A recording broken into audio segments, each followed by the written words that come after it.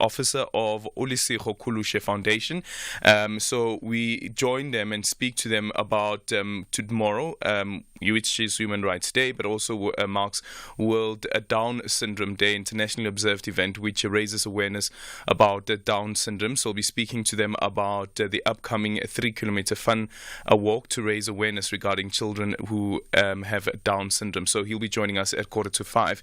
And then also on the show this afternoon, we're going to look at the decision by the High Court in Pietermaritzburg to dismiss yet again former President Jacob Zuma's application to have Advocate Billy Downer removed from prosecuting him in the corruption trial against the former president, as well as French arms company Thales. We'll be speaking to Aldrin Hart, who is from the University of Johannesburg's Law Clinic. Because the other thing for me on this as well, because former President Jacob Zuma's lawyers have already indicated that they will be appealing the judgment, so they've already received instruction to appeal the judgment. Is how many times can you appeal?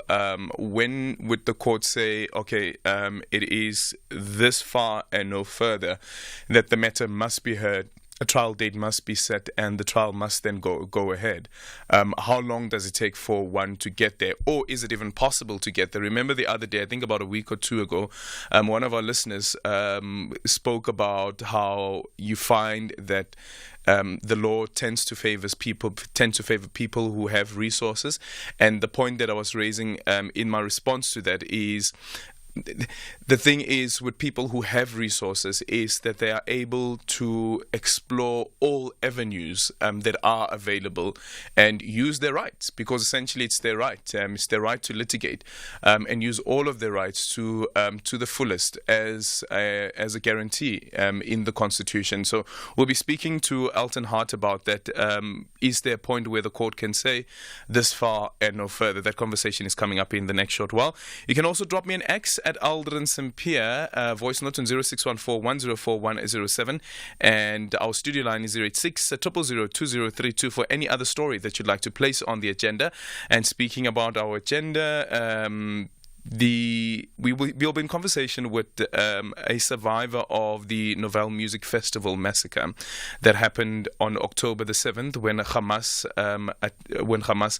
attacked people who went out for the festival. Around 300 people who died instantly on that particular day. So we'll be speaking to Millet Banheim, who was at the festival. So she'll be giving us an eyewitness account of what happened on the 7th of October.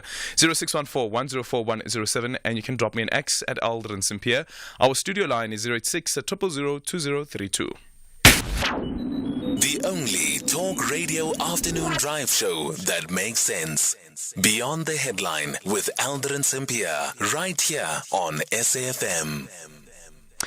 And by the way, we are streaming live on YouTube as well as Facebook and X, so you can also follow the show from those platforms and see what we're doing in studio. I really don't do much. It's just to have my phone in front of me and then piece of paper where we read the live reads from. These are the adverts that we read from. And is there anything else major? Not much, but some people actually enjoy watching us broadcast the show and just get a glimpse, I guess, of what happens behind the scene, behind the mic. 0614-104-107. We're in conversation next with Aldrin Hart, who is from the University of Johannesburg's Law Clinic. Former President Jacob Zuma's arms deal corruption case has been adjourned to May the 17th in the High Court in Pietermaritzburg. The aim of the postponement is to allow for the pre-trial conference between the state and the defense teams on when the trial should resume. Earlier, Judge Nkosinathi Cili dismissed Zuma's application to have the lead prosecutor, Advocate Billy Downer, removed from the case. Cili has indicated that he would give the reasons for his rulings at the end of the trial. However, Advocate Dalimpofu, who is representing former President Jacob Zuma, told the High Court that his client instructed him to seek leave to appeal today's ruling. But are there any limits to these appeals? We are asking this question, as you are probably aware that this matter has been going on now for quite some time now, and also considering, was it in 2018 that the Supreme Court of Appeal ruled that the charges against the former president must be reinstated. The Supreme Court of Appeal, and the charges were then later reinstated. Was it 2018 or 2017? Okay, can't remember. I think it was 2018. I think it was 2018. But yeah, this is where we are currently. The trial itself hasn't started. Alton Hart is joining us now on the line. Alton, good afternoon. Thank you so much for making time for us. Let's start off here.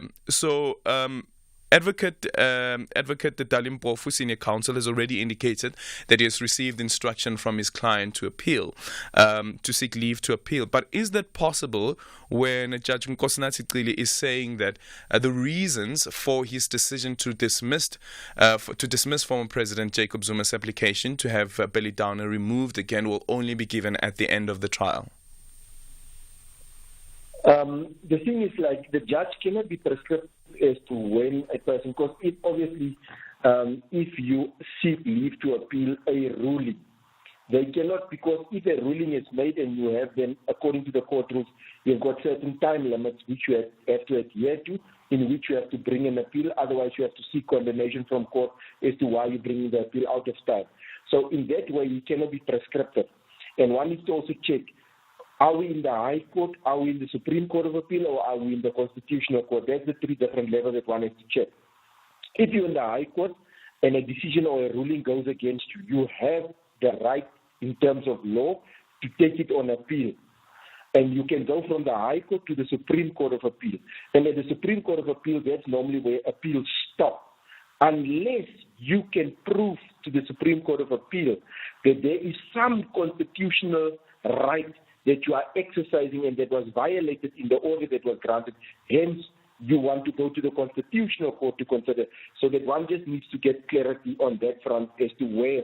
But at some stage, the buck stops with the Supreme Court of Appeal if that is just on merits and there's no constitutional issue that you are disputing that can be referred to the Constitutional Court. Then it will mean that your right of appeal would end at the Supreme Court of Appeal. Otherwise, you can go to the Constitutional Court, but one needs to always check which court gives the judgment. And obviously, if it's a single judge, you can go to a full bench. And from the full bench, you can go to the Supreme Court of Appeal. So that is just the procedure, but I'm not saying you should go, because if your appeal also lacks merit, then you should be, as a legal representative, also advising your client to say, listen, we will not be successful based on 1, 2, 3, 4, 5, 6, 7. Okay, so considering once again that the Billy Downer matter did actually go to the Constitutional Court, but then the former president again came back to the High Court to have Billy Downer removed, is there any point where the courts could say that, listen, this has been going on for some time now. A decision was taken after the Supreme Court of Appeal's ruling to reinstate the charges against you, and we believe that the trial should be going ahead. Can the court actually say that this far and no further, or does President Jacob Zuma, former President Jacob Zuma in this case, still have the right to continue appealing a decision that has already been ruled on?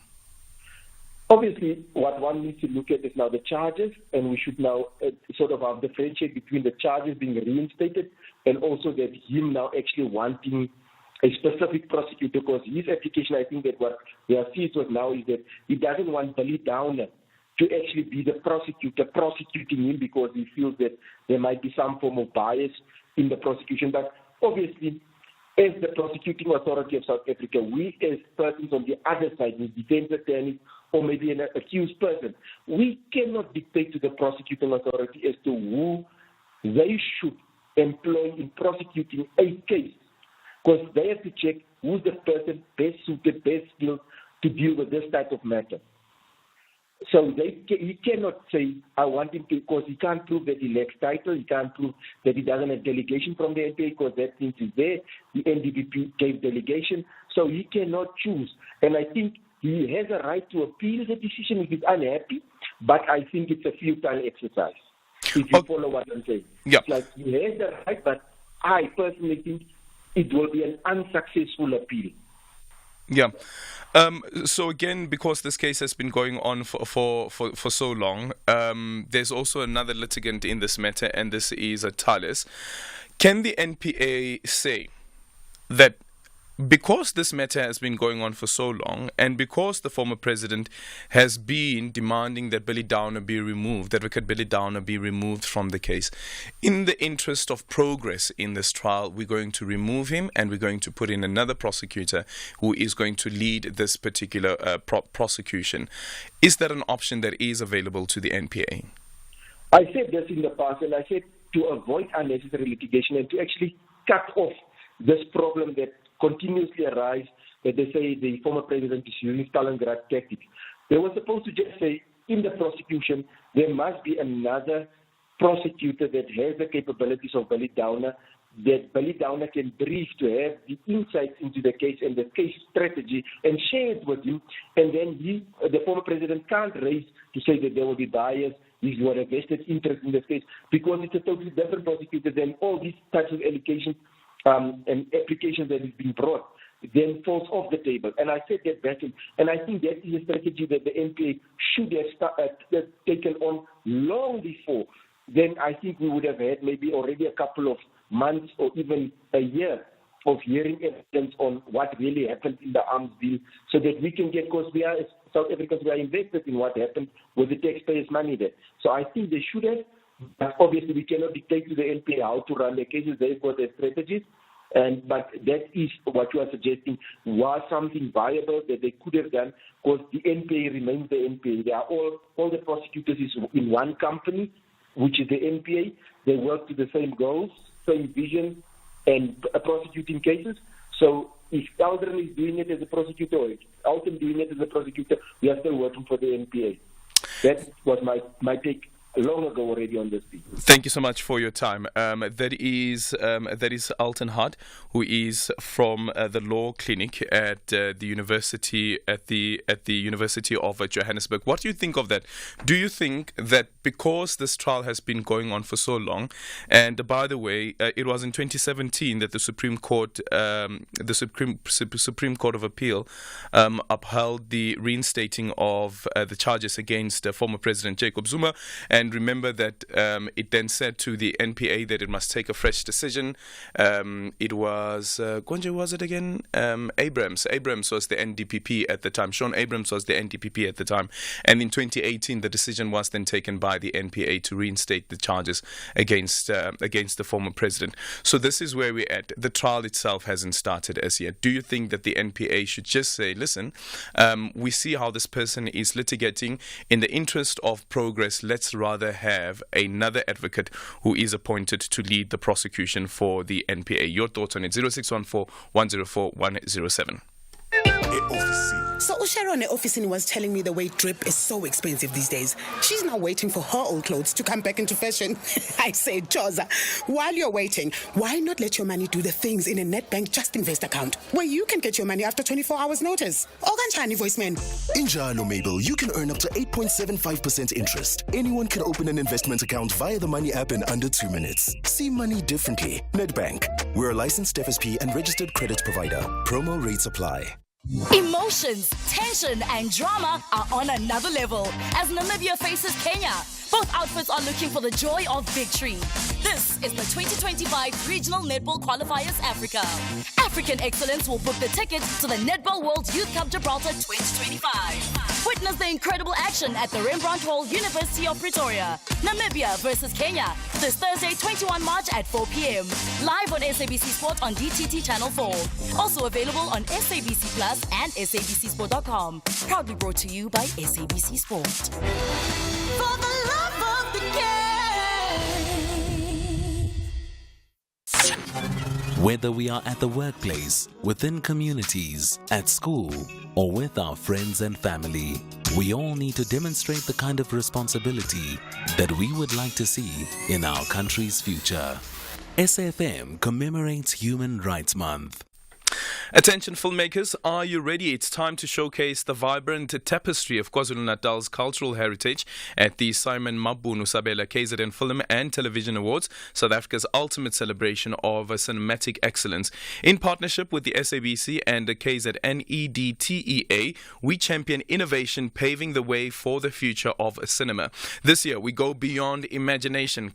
Edit your 1-minute submissions, because calls for entries is now open until the 28th of March 2024. For more information, visit www.kznfilm.co.za or follow us on social media platforms. Join the conversation using the hashtag SSA24. KZN Film, our kingdom is your stage.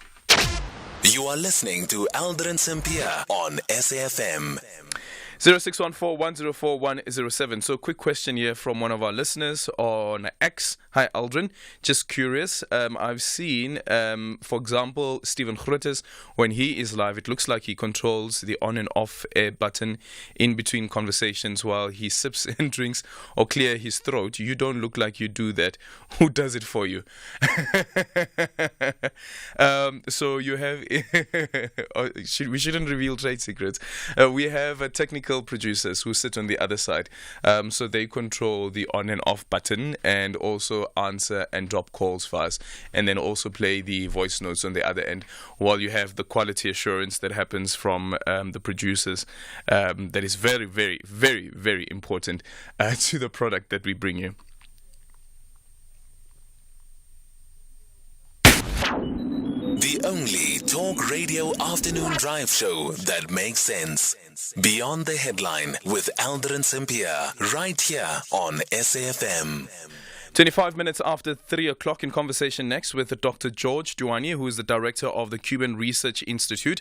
As the Cuban economy continues to struggle, a war of words has ensued between the island nation and the United States of America following the recent demonstrations over food and electricity shortages that saw hundreds of people joining a street protest that took place in Cuba's second largest city, Santiago, this past weekend. The Cuban government has accused Washington of meddling in the internal affairs and by extension contributing to the civil unrest. However, the United States has firmly denied any involvement in the ongoing protest in Cuba, labeling the accusations as absurd. So what really informs the country's deepening economic crisis, and how should it deal with this problem moving forward? Dr. George Duani now joining us on the line. Dr. Duani, good afternoon. Thank you so much for making time for us and joining us, of course, from Miami. What do you make of what's currently playing out in Cuba?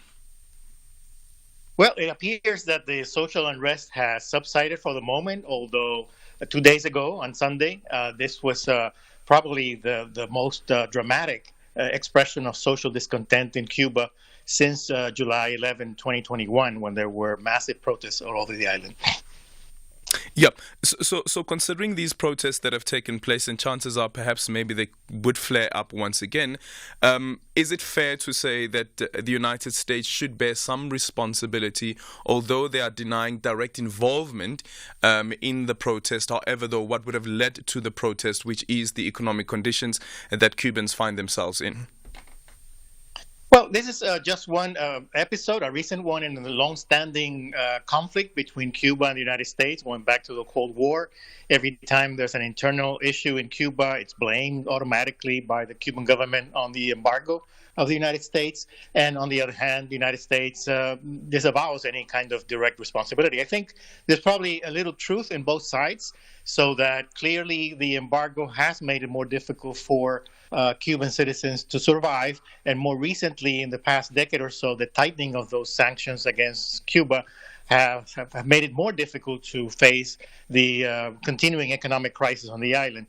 However, the Cuban government also has made several decisions, including a monetary reform just last year that has created tremendous inflation on the island, and internal economic decisions that have not allowed the Cuban government or the Cuban people to survive the coronavirus pandemic and other problems that they have faced in the last few years. Mm-hmm. Then looking at what the intention and the purpose behind these sanctions are, was it in 2020, I think it was 2013, 2014, that the decision was eventually taken to lift some restrictions against Cuba by then U.S. President Joe Biden. That decision, of course, was reversed by Donald Trump. But what's the intention behind these sanctions? What is it that the Americans want to achieve? Well, that policy was put in place by the Trump administration, and the phrase that was used then was basically to put maximum pressure on the Cuban government to promote democracy in Cuba and changes to a more privately owned business sector. Most of those measures have been maintained in place by the Biden administration, except for a few changes in U.S. policy toward migration, particularly the opening up of the consular section in Havana. But for example, the most important decision that was taken by the Trump administration in this regard was to put Cuba back on the list of state sponsors of terrorism, which add an additional layer of complication to any kind of normalization of trade between the United States and Cuba. Thank you so much for your time. That is Dr. George Duane. They're joining us from Miami with regards to what's been happening in Cuba, the protest action that have been taking place over the weekend, and also the U.S. saying that it is absurd to believe that it is directly involved in what's happening in Cuba. And the U.S. Embassy in Cuba also tweeting that we urge the Cuban government to respect the human rights of the protesters and address the legitimate needs of the Cuban people. 0614-104-107. You can also drop me an X at Aldrin Sampear. Our studio line is 086 000 2032. It is 3:30. Time for the news headlines. Good afternoon, I'm Anne Musa. In the headlines, Parliament's Committee on Communications and Digital Technologies has decided, based on legal opinion, not to continue with the SABC Bill. Committee Chairperson Boyce Maneli says there would not be enough time to process it during the remainder of this parliamentary term. The Pietermaritzburg High Court has opted for a pre-trial process to map the way forward in former President Jacob Zuma's arms deal corruption case. The defence has requested an indefinite adjournment, while the state has insisted a trial date be set. And a South Korean flagged chemicals tanker has capsized in rough seas in northwestern Japan. The Japanese Coast Guard says 8 of the 11 crew members have been killed. I'll have details on these and other stories at 4. SAFM, guiding you through the rush hour traffic. And let's see what's happening on the roads with Rob Byrne. Good afternoon. Yeah, thanks, Aldrin. Good afternoon. This is very important. Anyone leaving the airport in Joburg or Tambo wanting to get through to Joburg, avoid the R24. The road is closed at the Edenvale exit. There's been a major truck crash, 2 trucks and a big spillage incident much earlier this morning. It's quite a mess to be cleared up. You're not going to get straight through the R24 to Galulis. There's a pushback right through to Barber Road and diversions via the ramp. So just stay off it. Come out of the airport, go R21 south down towards Boksburg, and then take the N12 straight through into Galulis. Do it that way, or local alternative routes that run sort of around the R24 highway, but just stay off that run R24 towards Galulis. It really is very heavy. Some roadworks on the Mike 1 north of Parktown up by Houghton Drive, so coming up from Braamfontein. That's quite slow today. Some pressure on the N1 running north through Midrand, backlogging through Allendale all the way to the Samrand Road exit today. There's also a crash on the southbound side just by Olifantsfontein, and that's causing a pushback from the old Joburg Road exit, so pretty heavily backed up both ways there. Durban bound, heavy delay alert between Linfield Park and Camperdown. It's a crash on your way to Durban between Umlas Road and Camperdown that's causing that enormous backlog.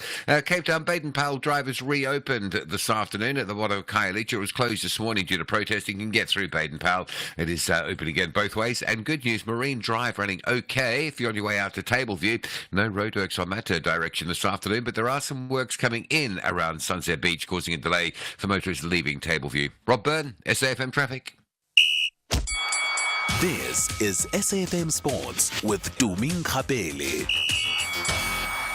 And it's time to get a sports update with Tuming Khapele. Well, the story is back on the news and sports agenda.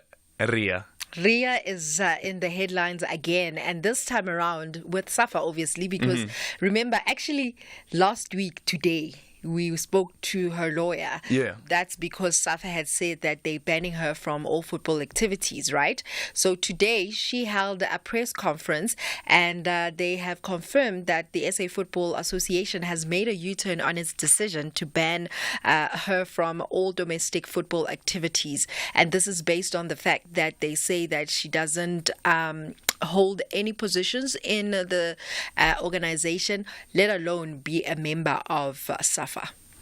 So, is it known, though, who signed off on the letter and who are the people who voted in favor of her suspension? No, it's not known. However, she says that she doesn't believe the entire executive body made the decision, but only one person. Okay. So we'll definitely keep you up to date with regards to this one. But yeah, she is clear to do whatever she wants to do. It's just that she can't do it under the umbrella of SAFA.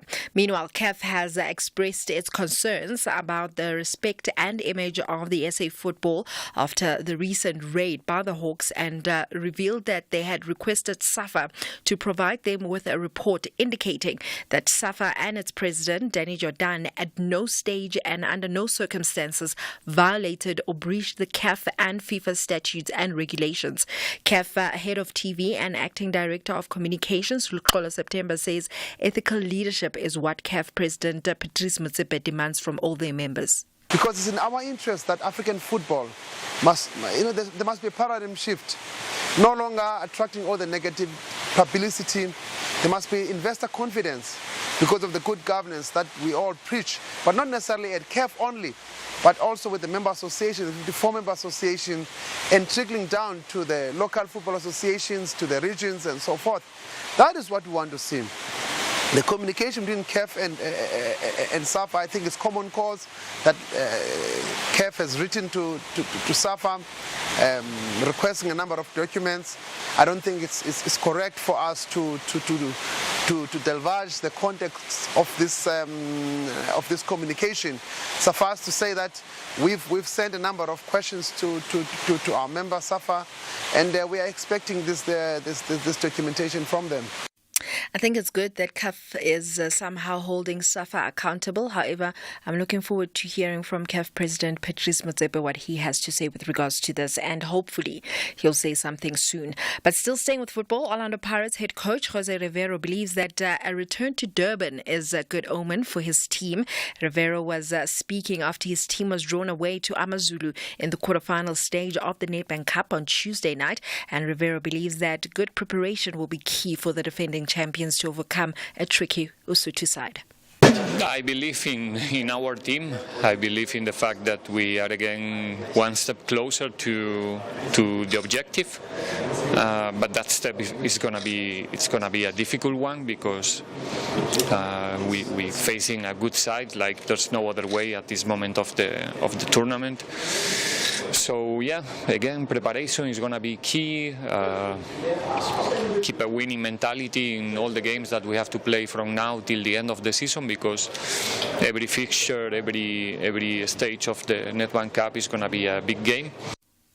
Then moving on to rugby, the Springboks Rugby World Cup celebration kicks off again, and this time around it's on Saturday, with players set to take the Webb Ellis Cup through Nelson Mandela Bay and the areas around that. In a new theme called Trophy Blitz, SA Rugby aims to take the Ellis Cup lifted by the Boks after a nail-biting but triumphant campaign in France last year around the country before it has to be returned to World Rugby in 2025. Starting at 9 a.m. on Saturday at the corner of the R75 and Johnson Road in Zwide Township, the birthplace of Kolisi. The tour will move on to Galvandale and the City Hall, and then to Green Acres Mall before it heads down towards Isaac Wolfson Stadium in Kwazakele for the SA Cup opening round match between Eastern Province and Volker, which kicks off at 3 p.m. Meanwhile, England centre Manu Tuilagi will leave Sale Sharks at the end of the season, a move which is likely to bring an end to his international career. The 32-year-old will join French top 14 club Bayonne, with whom he has signed a 2-year contract. Players based overseas are not eligible for England selection, and Talugi has won 60 England caps since his debut in 2011, scored 20 tries, playing in 3 World Cups and 1 test for the British and Irish Lions. Then in canoeing news, with the 2024 Olympics looming, the 4 South Africans representing the canoeing team in Paris are set to be decided at the South African Sprint Canoe Championships in Victoria Lake in Gauteng from Friday to Sunday this weekend. A total of 5 South African sprint teams will be chosen from the results of the SA Champs Regatta this weekend, and the Paris Olympic squad is the big news team, but squads for the Senior World Championships, World Cup events, the Junior and Under-23 World Championships and the Olympic Hopes International Development Regatta also being selected off the weekend results.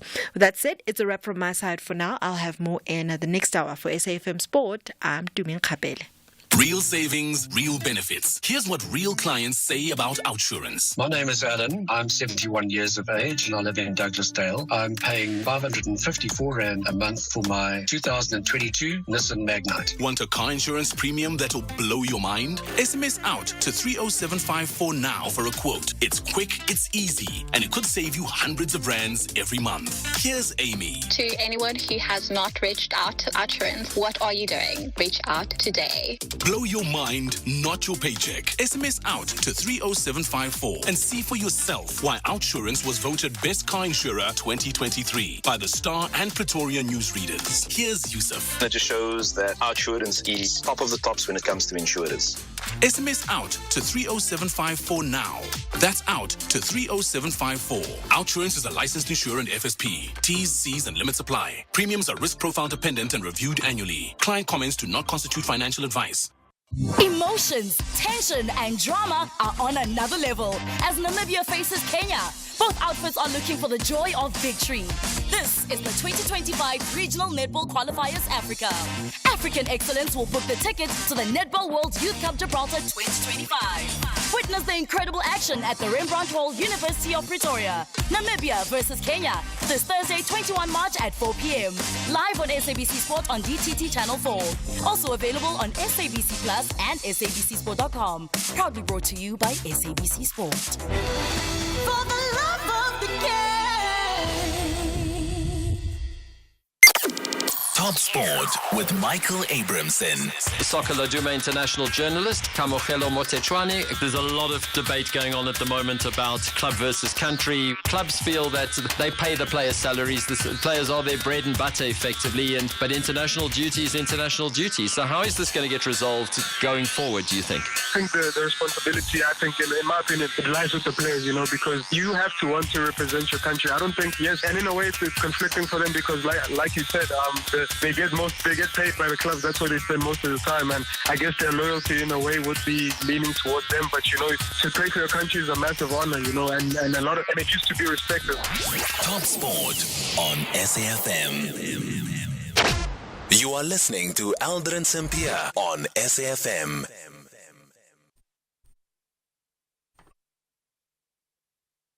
Let me press.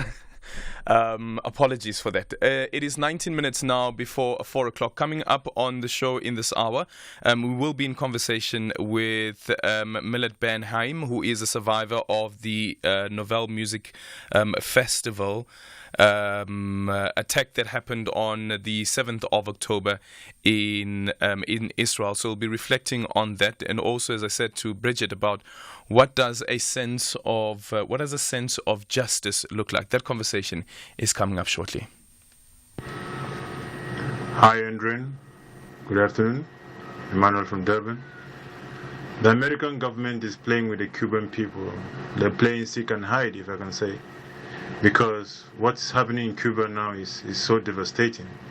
They can tweet whatever they want to say the government of Cuba should respect the rights of the people protesting, but it's the same American government that is behind the pain of the Cuban people. So who is deceiving who here? Who is fooling who? America should go and rest, man. Good afternoon to you, good afternoon to your team and to all the SFM listeners. Aldrin, I'm sure we have capable prosecutors of the same caliber as Billy Downer. So I think for the sake of saving time and solving this case, he should step down and a new person be appointed. It ends there, because now it's starting to look like it's a personal thing between Zuma no Billy Downer. I mean, it's like getting out of hand. It's gonna be appeal and appeal every single day. I think he should just stop now. He must just step down and a new guy comes in, and that's it. It's Edward Mpumalanga. Good afternoon, Aldrin, to you and the listeners. I've been listening to, I believe it's Elton from the University of Johannesburg. Yeah. Yes, he does have that as an option. But won't we be creating a dangerous precedent where the accused to choose which prosecutor they want them to prosecute? Yeah. There is a good reason why the NPA is insisting that Billy Downer prosecutes this. It is their decision to choose the prosecutor, not for the defendant to choose who's going to be prosecuting him. Thank you. You are listening to Aldrin Sampear on SAFM. It is 16 minutes now before 4 o'clock. We're in conversation next with Millet Ben Haim, who is a survivor of the Nova Music Festival massacre.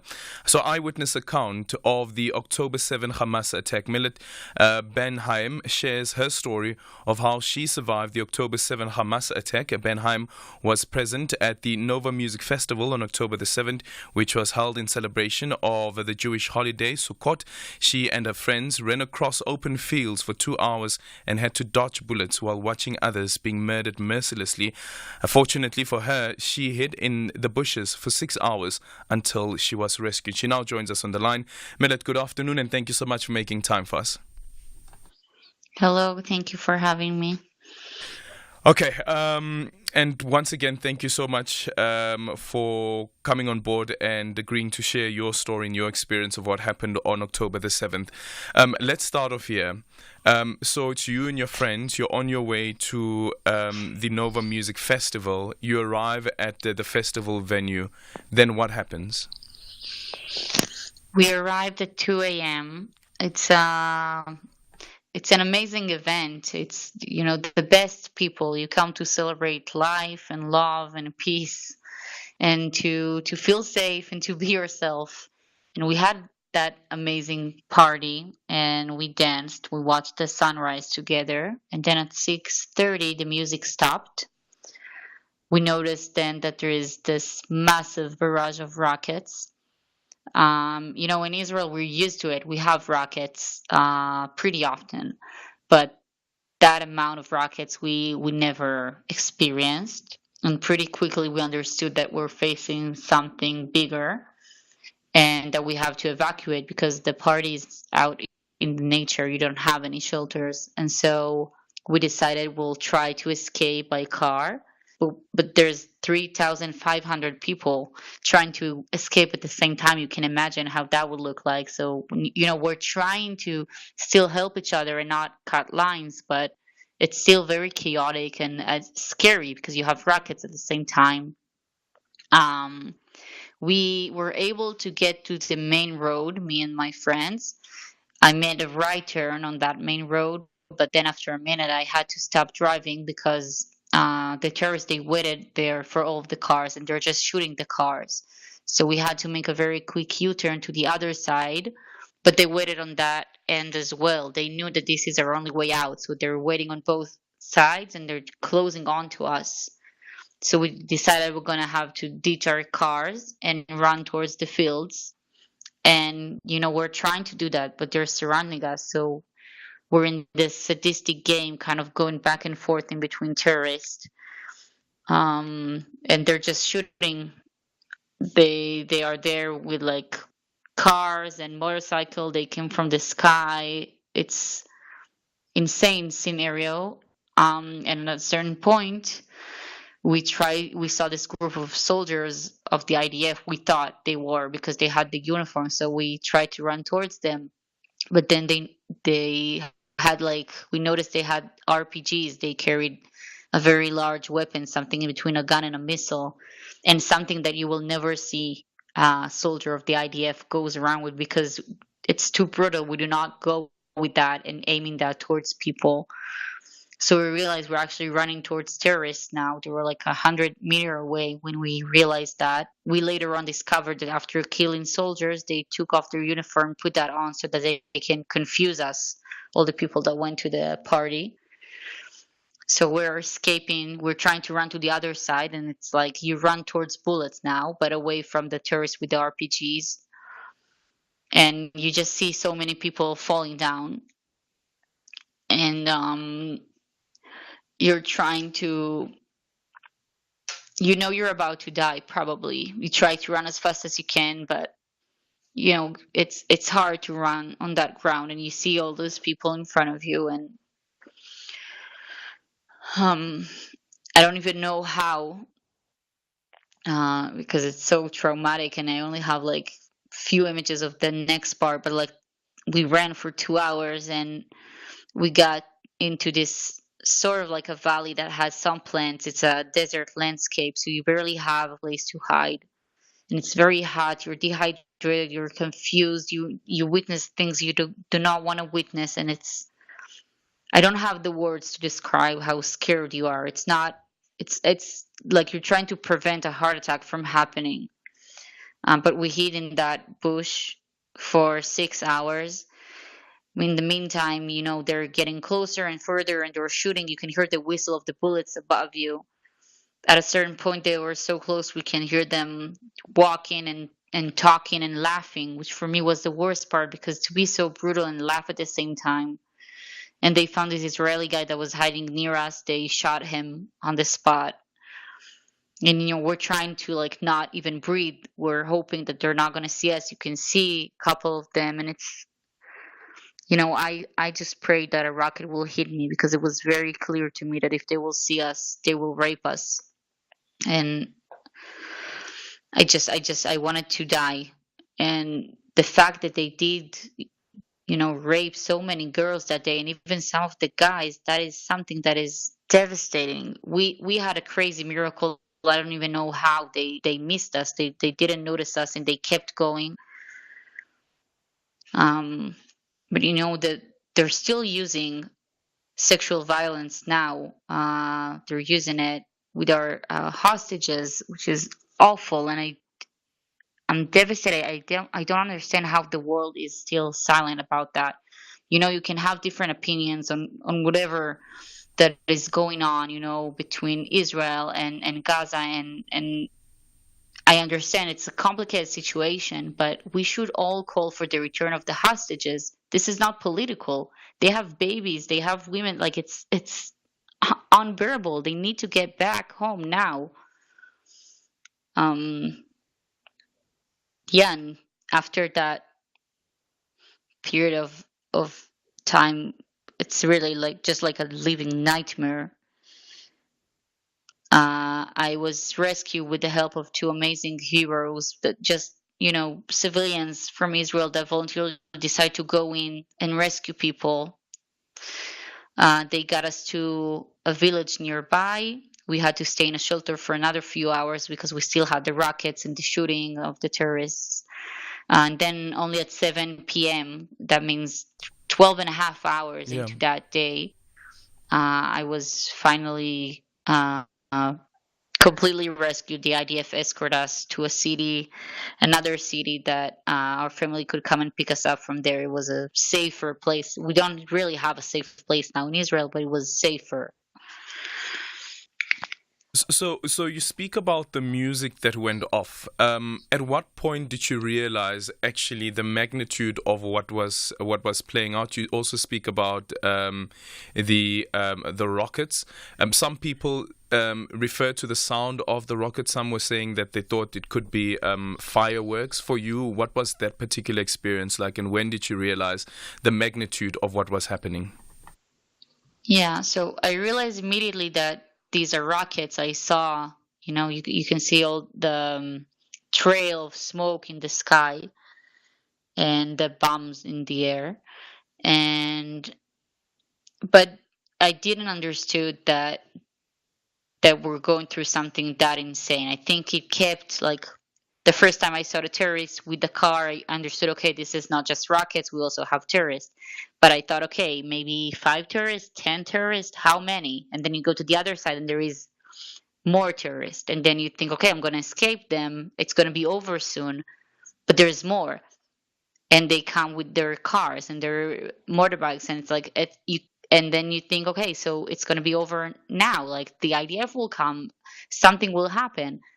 But the hours keeps going by and nothing happened. You keep hearing them shooting and the rockets. And I think only a few days after we really understood what happened that day, like that we lost 1,200 people in one day, that they kidnapped over 200 people, civilians mostly. Only afterwards we discovered, because it was so hard to find the people, all the missing people, because they burned the people to the point you couldn't even recognize them. when you go and investigate the houses in the Gaza envelope, we found buried babies in the ovens. You find like 80 years old you see their bodies, but they're naked and they had semen on them. You understand they raped children, and it took us a while to really grasp the scale of that awful attack. Yeah. You speak about the burning babies or babies in an oven. That aspect has been disputed, and the Israeli government has also distanced itself from that. So where did you get that information from? From the people who investigate that place. I'm in touch, because I try to talk about what's going on in Israel now. I check all my facts very closely, and I'm in touch with the spokesman of the police in Israel. I try to get whatever information that I have, even if it's from articles, then I make sure that it's from a valid news channel or reporter. And these are facts. We also have videos of that they actually published on that day. I think because we are receiving so much of people resisting whatever we're trying to say, then sometimes we're just choosing our battles and we're letting go of whatever. But it's not because it didn't happen. It's because we're trying to, just handle whatever the biased media is throwing at us. Okay, and then as the Hamas militants or the Hamas members were firing, were shooting, you speak about there's moments where you could hear them laugh as well while you guys were in the bush. Were you able to make out what they were saying? No, because I don't speak Arabic. I can hear them talking, but I don't know what they're saying. Yeah. I only know like several words that they taught me in preschool, but it's not enough for me when I'm terrified for my life to actually stop and understand and concentrate on like what exactly they're saying. Then comes the question now, Millet, for a lot of people and a lot of survivors also is what does justice look like? So the Prime Minister of Israel, Benjamin Netanyahu, has said that he wants the Israeli Defense Force, the IDF, to get rid of Hamas, to wipe Hamas off the face of the earth. The President of the US later said that the approach that has been taken by Israel has been over the top. From your point of view, and also being somebody who has survived this particular attack, but I think people would still consider you to be amongst the victims that actually survived the attack, what does a sense of justice look like for you? I think we should all, I'm here specifically in South Africa because of the Human Rights Day. I think we all have the basic right that we deserve to feel safe. And if we cannot feel safe, and obviously when you have an active terror organization that is openly declaring that they want us all gone, and they will do the 7th of October over and over until they're done with their mission, you can't feel safe. We saw what happened. And so we cannot allow that to continue. That being said, it's important for me to say I'm not canceling the suffer of innocent civilians also in Gaza. And I think that when we are saying that we do not want Hamas to exist anymore, it's also because we want them to thrive and to have better lives. As long as they have a terror organization as a government, instead of using their money to protect their civilians, they use it to have more weapons and to plan more attacks. How does that achieve peace, and how does that help people to live safely? I think that if we want to live in peace and if we want to advocate for peace, we have to do it in different ways than terror organization, obviously. And so, that's how I see it. So a lot has been reported on the approach that Israel has taken on this matter. Some have also accused Israel of a genocide, and there is a case before the ICJ that is being investigated around the genocidal allegations. Around 30,000 people who have died in Palestine so far. What do you think, though, the solution is to the impasse that has led to so many people dying? It's hard for me when people accuse us of genocide because, well, genocide is a systematic, actions that you're taking in order to eliminate an entire people based on their ethnicity, which is, it's not what's happening. When you're trying to fight Hamas, but they're at the same time using their civilians as human shields, and they're not providing them with shelters, even though we gave them years ago the supplies for those shelters. They just used it to build their tunnels and to operate more attacks. So it's very complicated. It's very hard. We are honestly we don't know what to do and how we can approach that.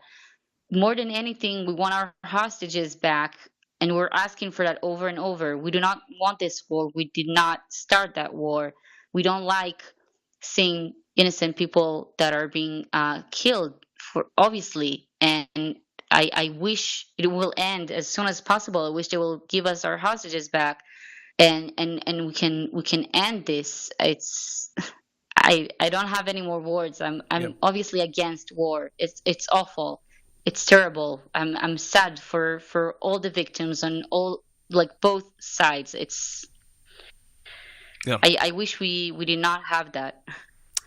Well, Melet, thank you so much for your time, and all the best also in your journey of recovery. Can only imagine the post-traumatic stress disorder that comes with having to witness something of that nature. And of course, the war in Gaza is still going on. Melet Ben Haim is one of the survivors of the Nova Music Festival. And again, on the part about the babies in an oven that has been disputed, and the Israeli government or defense forces also distanced itself from that particular information. I think there was an apology as well that was published by CNN that they got the information wrong. And on the question around the genocide, if you look at the Genocide Convention, it says the definition of genocide as any of 5 acts committed with intent to destroy in whole or in part a national, ethnical, racial, or religious group. So in whole or in part. Apologies, a bit late for the news. Independent and impartial. This is SAFM News. In our top story, Steinhoff CEO fined millions of rand over false statements, and public sector unions to seek a new mandate on wage negotiations. Good afternoon. The Financial Sector Conduct Authority, the FSCA, has imposed an administrative penalty totaling 475 million rand against former Steinhoff CEO Marcus Jooste. Following an investigation, Jooste, alongside Dirk Schreiber, were found to have disseminated false and misleading statements regarding Steinhoff International Holdings Limited and Steinhoff International Holdings NV. Moreover, the contraventions relate to the publications of the annual financial statements and annual report for the period 2014 to 2016 financial year, including half of the year 2017. The FSCA has given Jooste almost a month to settle the fine.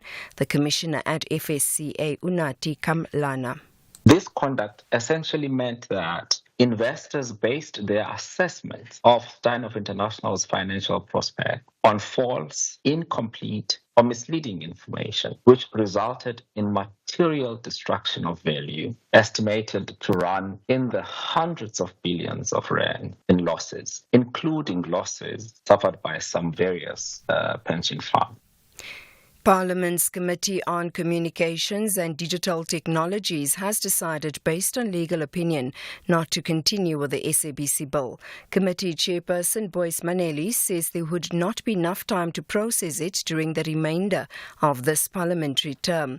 Civil society groups have previously called for the draft legislation to be withdrawn.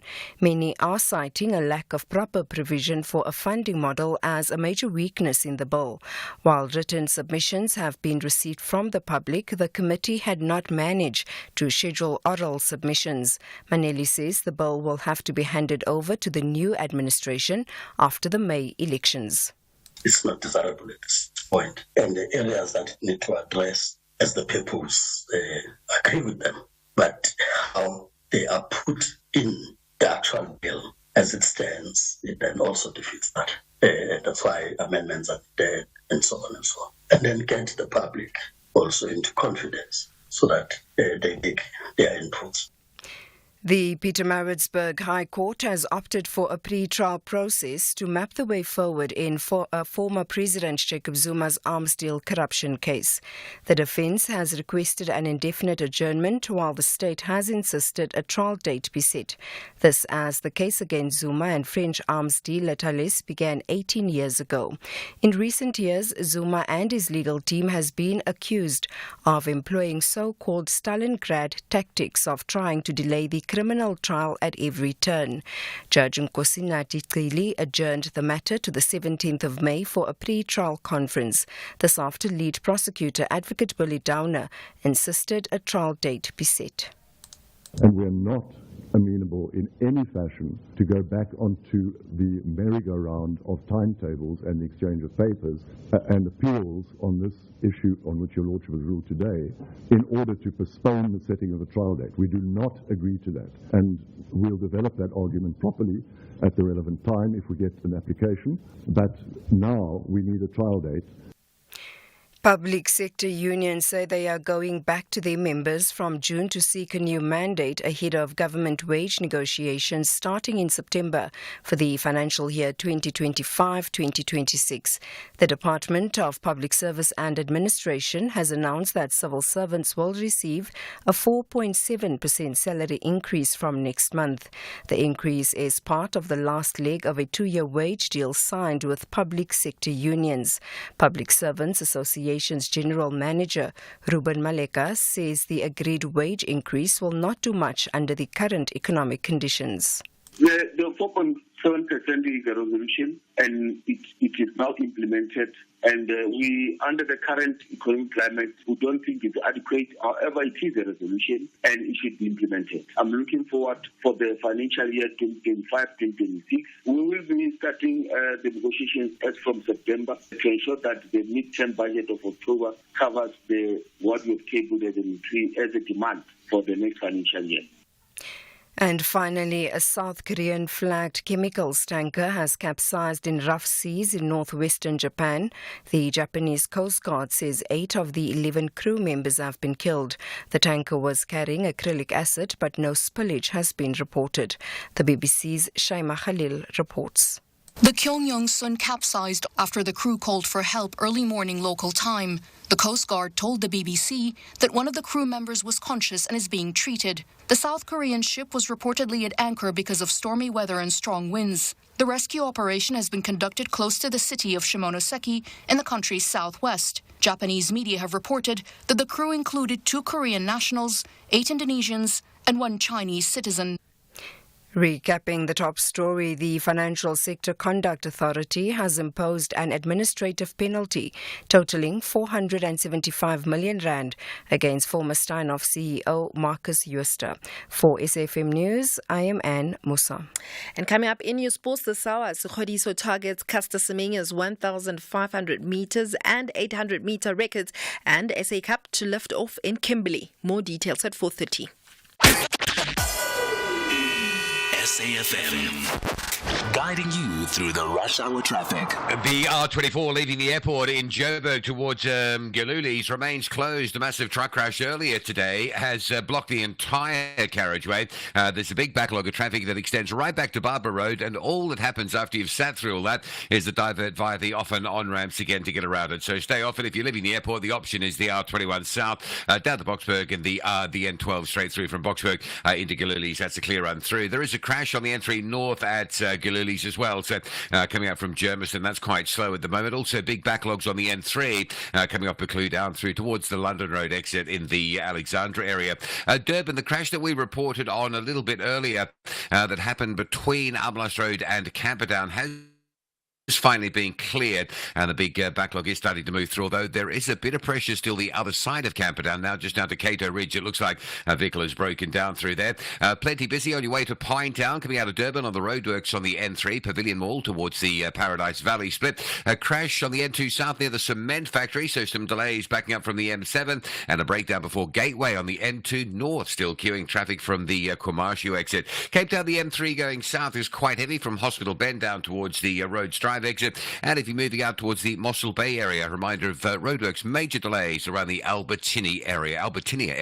Rob Byrne, SAFM Traffic. Stay safe on the roads. SAFM is with you. 5, 4, 3, 2, 1. 10 past 4. 10 past 4.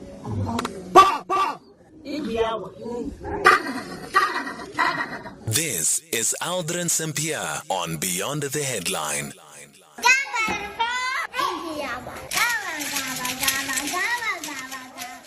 And we would buy 500 cars, and we would buy 500 more. So sell your car for the best price, and we won't think about it twice. We buy cars, we buy cars. Da-da-dun-da-dun-da-dun-da-dun-da-da-da. We buy cars, we buy cars. Da-da-dun-da-dun-da-dun-da-da-da-da. We Buy Cars, the easiest way to sell your car by far. Emotions, tension, and drama are on another level as Namibia faces Kenya. Both outfits are looking for the joy of victory. This is the 2025 Regional Netball Qualifiers Africa.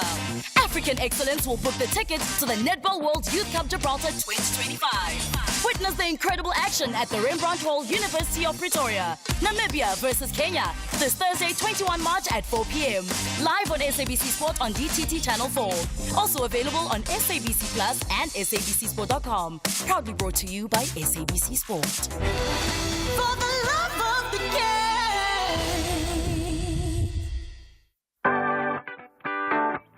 Buying a new TV? You'll need a paid-up TV license. Need to check your balance? No sweat at all. You just SMS your ID or TV license account number to 44210 for fast, effective balance inquiries. Secure your legal viewing fast and simple. Standard SMS rates will be charged. Terms and conditions apply. TV licenses. Pay yours. Make a difference.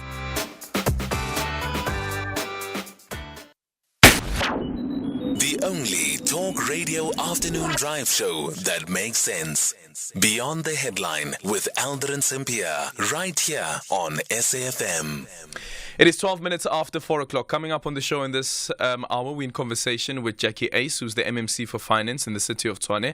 And this is following the arrest of a former electrical contractor for their alleged role in illegal reconnections in the city of Tshwane. And then at 20 past 4, we reflect on the report card from the F.W. de Klerk Foundation. We'll be in conversation with Executive Director Christo van der Rede, looking at their report card on the state of human rights in the country. And then at 4:45, we speak to Matlotso Moloi, founder and chief executive officer of the Olisigo Kalushe Foundation, on their fun walk that will be taking place. I think it's happening tomorrow. And this is as they commemorate World Down Syndrome Day. Tomorrow is, of course, also Human Rights Day in South Africa, but globally it is World Down Syndrome Day. So they will have a fun walk in an effort to try and highlight some of the issues, concerns, as well as the condition of children living with Down syndrome. So that conversation is coming up at 4:45. 0614-104107, and you can also drop me an X at Aldrin Sampear. Hi, good day, Aldrin. I don't know how long these people will continue with the propaganda. Because I've seen the GoPro videos and nobody recorded any of the casualties or the bombs going off. If you're in a situation like that, would you rather keep the camera on the perpetrators or on yourself? Everybody that was making videos, they kept it on themselves. And I've seen a video with a grandma smiling, cruising on a golf cart with Hamas. Now, if this attack has been planned for months ahead, do you think they will attack on motorbikes and on golf carts? That's nonsense, man. I can't believe they're still going on with that same nonsense. So what does this mean? Does it mean that you're denying that the attacks actually happened, and you're denying the video footage that has been shared on the attack, and also confirmation even from multinational organizations like the United States that the attack actually did happen and people did actually die? Afternoon, Aldrin. No, not to be honest. If anything like that happens in South Africa, I would really expect South African Defence Force to react exactly the same way as the Israeli Defence Force have reacted. Not to react like the way, remember when 200 kids were abducted? What did Nigerian force do? Is there anything substantial that they did? No, this is a difficult issue. But my expectation is that my government should go all out to get me. Thank you. It's Mutsumi. Let's quickly look at some of the text messages that have come through via WhatsApp. So this one says the kind of details that the so-called survivor has, she sounds like a hired gun to propagate the narrative. I'm not sure how sure you are if the story is real. And then this one says this propaganda by Zionist criminals in Tel Aviv, and unfortunately people like you are falling on this trap, and hopefully that you will go and find out about the victims of Zionist criminals in West Bank, Gaza Strip and elsewhere in Palestine, and ask them about their personal feelings under the Israeli murderous regime. But that is what we have been doing. But I also think that you need to understand that we are a news platform. And we are a current affairs platform. So whether you agree or disagree with with the policies of Hamas, or you disagree with the policies of the Israeli government, or you agree or disagree with the approach that South Africa has taken, I think it's only fair that we also hear the voices of those people that were attacked on October the 7th, and hear their version of what happened according to their experience. And also, as we have been doing as well, you speak to the victims of the ongoing Israeli war on Gaza, and that's been something that has been happening. I don't think there's anything wrong with putting also on the platform a version of somebody else outside of the version of people who have been killed in Palestine. Yes, you may not agree with what she has to say, or may not agree with the sentiments that she's expressing, and you are totally entitled to do that. 0614-104107 and your ex at Aldrin Sampear. Hi, Aldrin. Wonderful interview, and you've treated it so sensitively. Great. But a couple of questions very briefly. This person is able to identify the equipment that was used by by Hamas and the RPGs. She's even able to identify it. One is about her own sort of, background. Does she have military training in the IDF? She also doesn't provide any first-hand account of the alleged atrocities atrocity she says was committed. She didn't see anybody being raped. She didn't see the actual semen on 8-year-old bodies, and she didn't see anybody being put in an oven. And when you challenged her on that matter, she skirted it entirely. She did not condemn in any manner or form the killing of 30,000 people, which you put to her, and the injuries to 76,000 people. You are listening to Aldrin Sampear on SAFM. Fly better to your next holiday.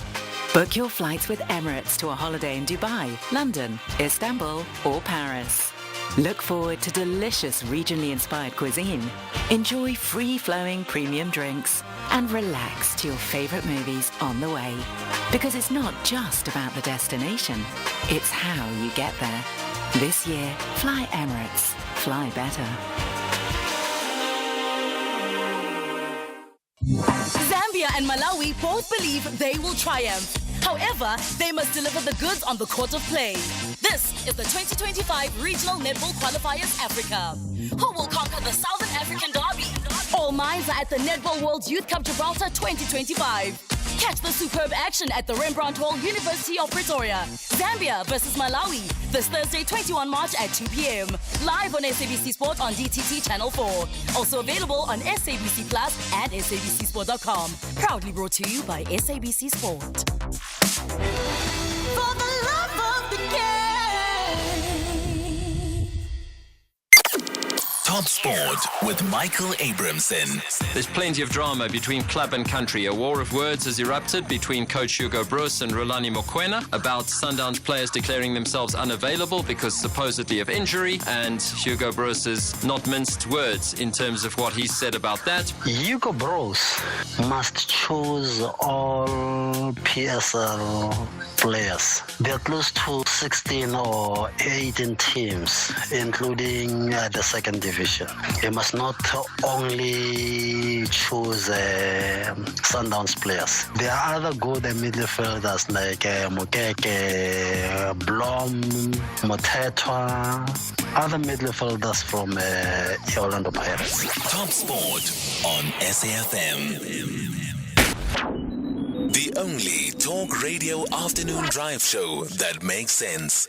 Beyond the Headline with Aldrin Sampear, right here on SAFM. It is now 20 minutes after 4 o'clock. We're taking your voice notes on 0614104107, and you can also drop me an X at Aldrin Sampear. Our studio line is 086-000-2032. We're in conversation next with the Executive Director of the F.W. de Klerk Foundation, Christo van der Riede.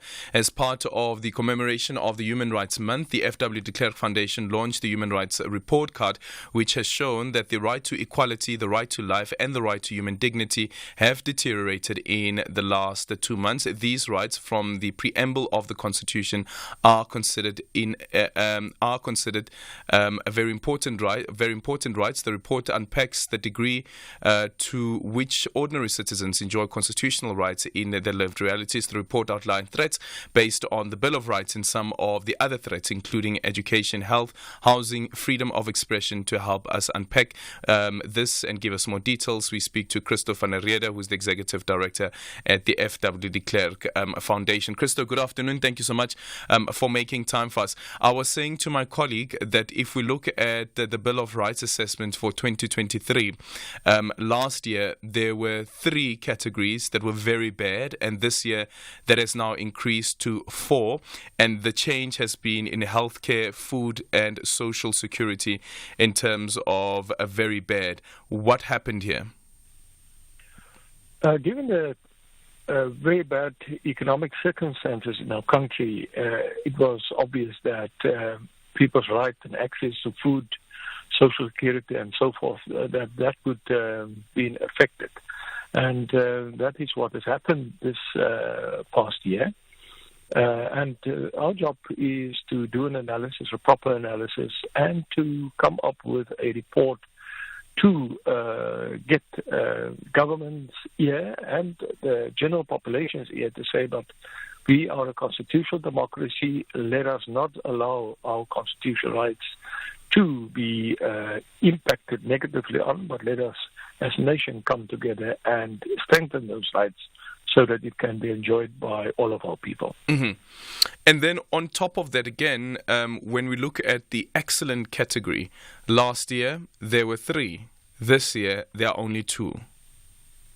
Yes, I think for us, the educational sector is under severe pressure due to government budget cuts, also other austerity measures, and education obviously is the cornerstone of any functional democracy. The other bigger challenge for us is crime. We've seen a massive spike in the crime rate. Hijackings, kidnappings is on the rise, and it's not us that are saying it. We take our cue, or we do our research based on research reports from the police ministry as well as Stats SA and so forth. And what we are saying is, here's a couple of red lights, let's address it. Otherwise, our entire constitutional dispensation will be under severe pressure in time to come, and that is something that we cannot allow. A deterioration on freedom of association, which I find interesting as well. Last year it was at excellent, and with the previous assessment it was at excellent, and now at the B, which is good. For me, this is interesting because, one, we're going into an election year. We are in an election year. The election season is in full swing. The part around freedom of association is very, very fundamental to our constitution and our constitutional democracy as well, because political parties and politicians canvass for our votes, and individuals have the choice to decide who exactly it is that they want to vote for. What is it that you have picked up when it comes to freedom of association that has led to this deterioration? I think there's a couple of bills that we are very concerned about. One is the GILAB bill. In other words, this bill targets any person that might voice a specific opinion on specific rights that are infringed upon. And what we are saying is that our national constitution is premised on 3 basic rights. One is dignity, the second one is equality, and the last one is freedom. And freedom is fundamental to any constitutional democracy. And the GILAB bill is something that we are strongly opposed in terms of our parliamentary submissions, in terms of the powers that it gives to, for example, our security agencies to target anyone. In terms of criticism against government.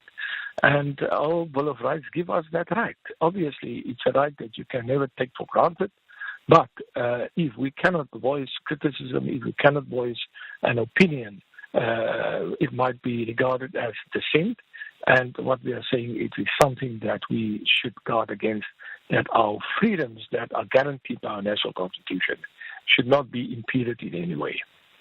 And then the 10 top threats that you're looking at, the top one there being threats to life, second, health, care, food, water, and social insecurity, and environmental hazards at number 10. Why at number 10?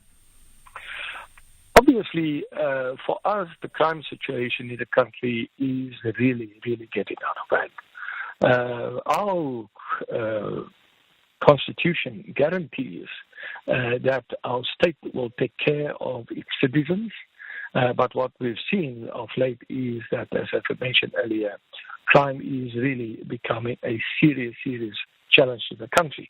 So obviously, and then health, care, access to food, water is another big challenge. So we've listed those as very, very important rights that should require immediate intervention, immediate attention by the state and by civil society as well.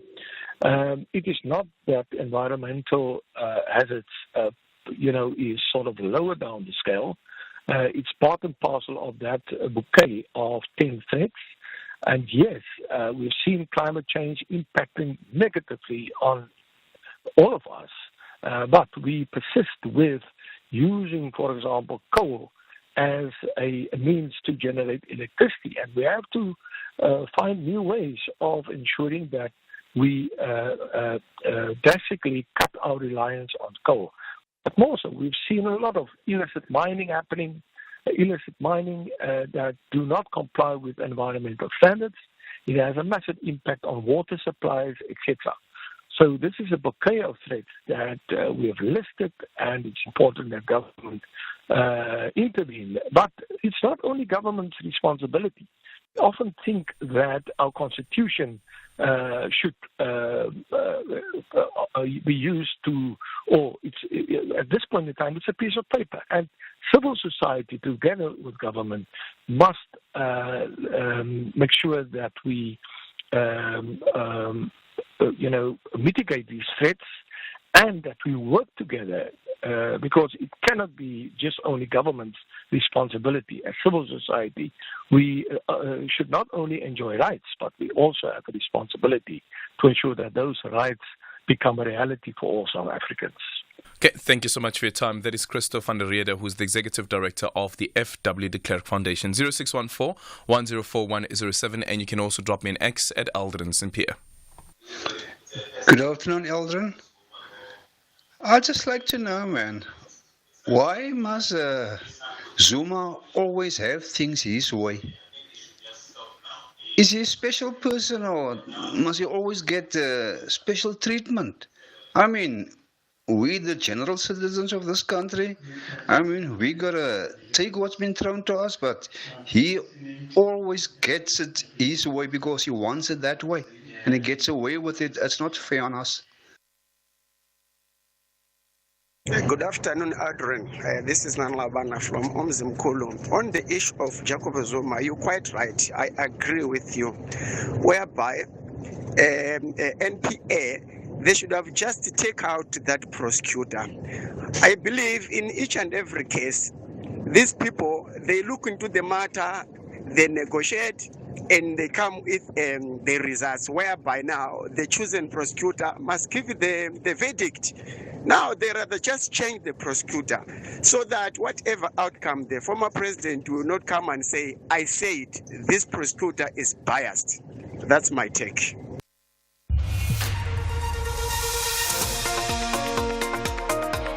Good afternoon, I'm Anne Musa. In the headlines, President Cyril Ramaphosa says black industrialists are not just job creators and wealth generators, but agents of change that drive social and economic transformation in communities.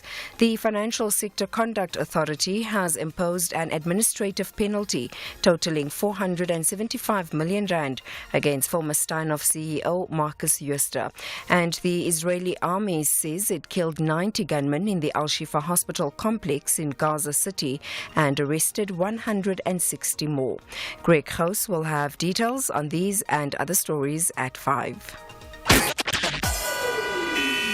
SAFM, guiding you through the rush hour traffic.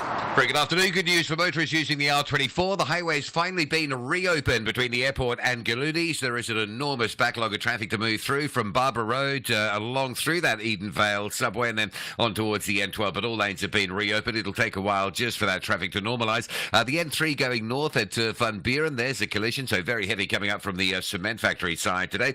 N1 up through Midrand, staying busy between Buccleuch and Samrand Road, really, before you feel like you're out of that. And there is a breakdown after a crash on the N1 South as well, just around Oliphant. So coming from Pretoria down to Joburg, the Midrand section quite busy as well. Now, if you're going down to Durban, it looks like a busy Wednesday. There's a breakdown at Cato Ridge, and that's pushing traffic back through Camperdown, back towards Amlas Road. That's a big queue. You squeeze into one lane past that one. There's also the breakdown on the N2 North at Gateway, and that's a heavy backlog today, all the way back to Queen Nandi Drive. And if you're driving, maybe you've got the kids and you're off on the school holidays outside Cape Town between Riversdale and Mossel Bay, just hold tight for some lengthy queues in roadworks around Albertinia. Rob Byrne, SAFM Traffic.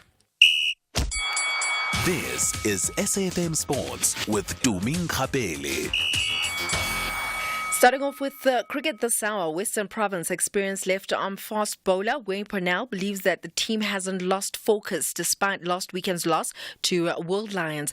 Province suffered a one-run defeat in a super over at Wanderers on Sunday. However, the focus has shifted as the team is set to depart World Sporting betting Newlands to Gqeberha on Thursday to face the log leaders Staffa Bet Warriors. Now, the match will start at 2 p.m. tomorrow. Then in rugby, the inaugural SA Cup competition will get off to a flyer on Human Rights Day with an exciting clash between the Griquas and the Leopards in Kimberley. Meanwhile, last year's Currie Cup Premier and First Division champions collide in Bloemfontein on Friday. A total of 46 matches will be staged during the new competition, which will mark the official launch of the local provincial season for 2024. And one of the interesting features of this competition is the inclusion of 5 Sunday afternoon fixtures staged across the country. The SA Cup serves as an important bridge between pre-season and the beginning of the Currie Cup Premier and First Division competitions, effectively replacing the Mzansi Challenge from 2023. The new competition will involve 10 provincial teams, including those with the URC franchise team, who will compete against each other over a span of 9 consecutive weeks.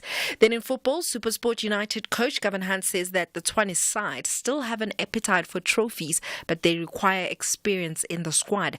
Matsatsantsa haven't won any silverware since the MTN 8 in 2019, which represents a dry period for a team with a record of winning cups, especially during Hunt's first spell. Hunt, who faces Steve Barker's Stellenbosch FC in the quarterfinals of the Nedbank Cup, argues that the level of the PSL has improved.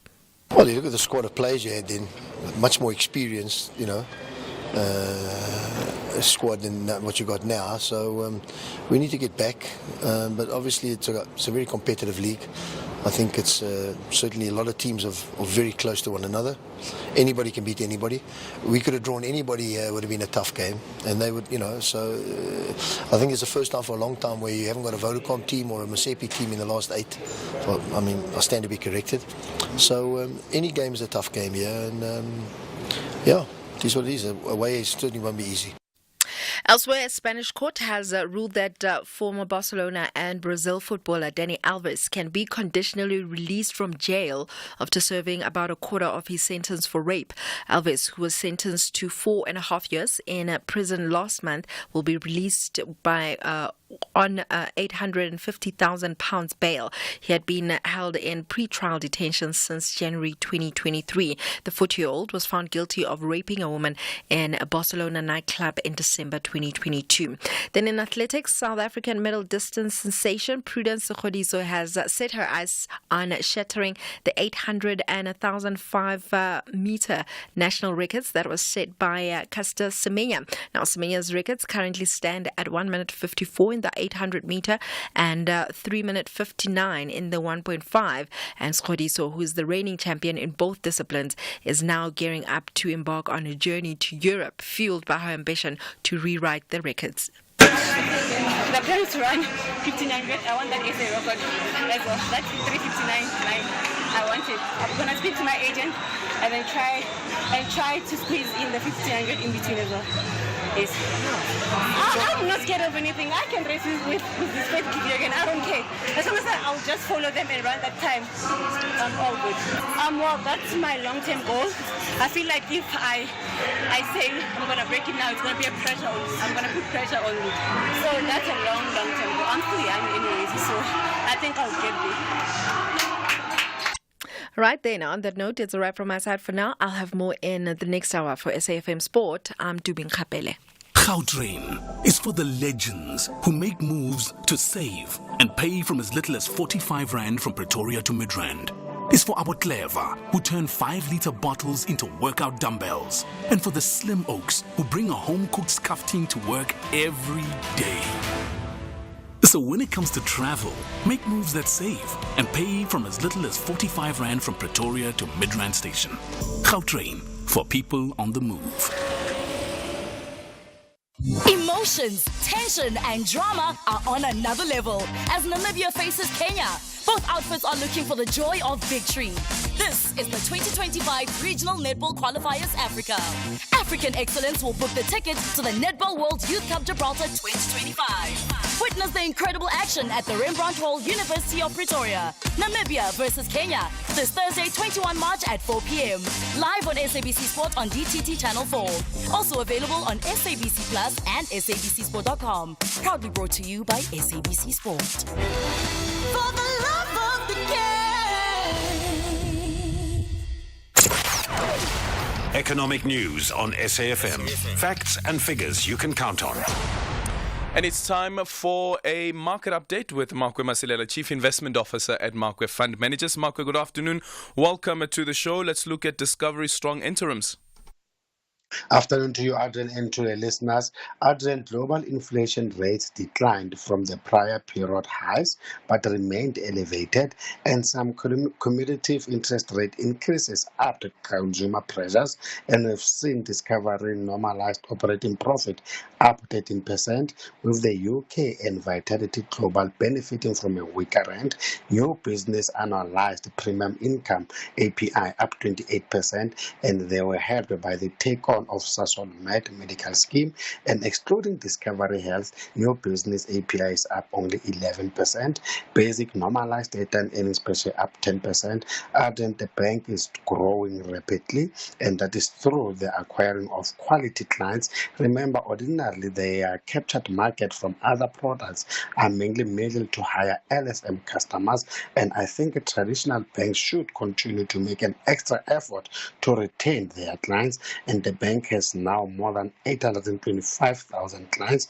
And remember, the guys will also be entering the home loans market. And tell us about local and international market developments. We've seen the People's Bank of China leaving rates unchanged as expected because they are worried about the economic recovery, and markets looking ahead to the Fed's decision later tonight with eyes on the future pace of rate cuts, and some market participants think that the Fed will likely avoid signaling an imminent rate cut, staying focused on stubborn inflation while keeping one eye on a slowly rising jobless rate. And our February consumer inflation hits up for a second month in a row, slightly above market expectations of 5.5%. We've seen inflation now is at 5.6% from January's 5.3%, but UK's inflation fell by more than expected to 3.4%, and I think both data are not expected to change respective central banks' rate decision. That is next Wednesday, our central bank will leave our rates unchanged, and tomorrow the Bank of England will also leave their rates unchanged. And apparently luxury goods customers are starting to feel the heat as shares of Gucci, the owner thereof, fell 15% in Paris as the group warned that the sales at their flagship brand, which is Gucci, have fallen by 20% in Q1, and mainly due to a steep decline in the all-important Asian Pacific region. And remember, that is their biggest market. And a firmer US dollar is cooling off oil prices. Dollar got a boost from concerns that the US officials, as much as they are expected to leave rates unchanged tonight, they could take a more hawkish stance regarding future rate cuts. We see oil is down 1.3% at $86 a barrel, and the yellow metal is in a tight range waiting for US Fed chair remarks, and we see gold is just up 0.1% at 2,162. Platinum is up 0.4% at 897. The DAX is up 0.2%. CAC, FTSE, Dow, and S&P, they're all flat. And the JSE is up 0.7%, and we've been lifted mainly by our resources, which are up 2.4%. Industrials up 0.5%, but financials are down 0.3%. The rand is 1881 to the US dollar, 23.90 to the pound, and 20.41 to the euro. Thank you so much. That's Makwe Masilela, Chief Investment Officer at Makwe Fund Managers. We're taking your calls on 086 000 2032 and your voice notes on 0614 104107. And you can also drop me an X at Aldrin Sampear. Join model and TV personality Dr. Fezile and Dr. Anesu on Top Travel. Allow yourself to be taken on an exhilarating journey across Africa, redefining travel at its finest on our very own home turf. From the rolling green hills of the Eastern Cape to the breathtaking sapphire waters of the Kenyan coastline, the duo explores the diverse landscapes and cultures of the continent we call home. Channel your inner adventurer with Top Travel. Starts Saturday the 23rd of March at 8:30 p.m. only on. Zambia and Malawi both believe they will triumph. However, they must deliver the goods on the court of play. This is the 2025 Regional Netball Qualifiers Africa. Who will conquer the Southern African Derby? All minds are at the Netball World Youth Cup Gibraltar 2025. Catch the superb action at the Rembrandt Hall, University of Pretoria. Zambia versus Malawi, this Thursday, 21 March at 2 p.m. Live on SABC Sport on DTT Channel 4. Also available on SABC Plus and SABCSport.com. Proudly brought to you by SABC Sport. For the love of the game. Good afternoon, this is your captain speaking with just a little flight information. We're flying at an altitude of 37,000 feet and our airspeed is 400 miles an hour. Ladies and gentlemen, welcome to BTH Airline. I'm your co-pilot, Aldrin Sampear, and I'm with you from 3 to 6, flying you through the turbulent airwaves. But the landing will be smooth.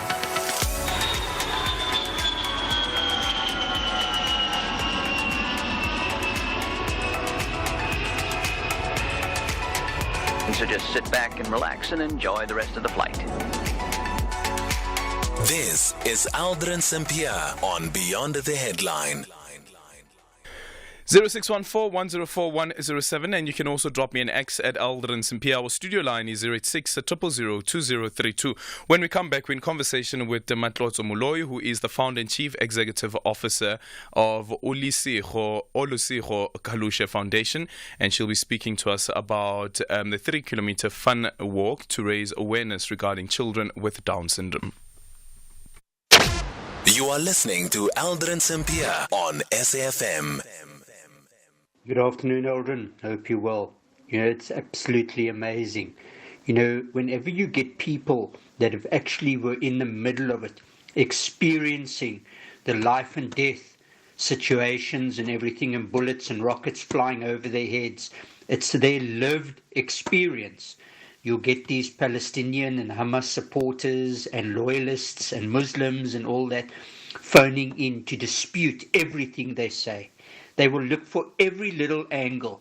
The fact of the matter is 1,300 people were slaughtered at a music festival and people laughed about it.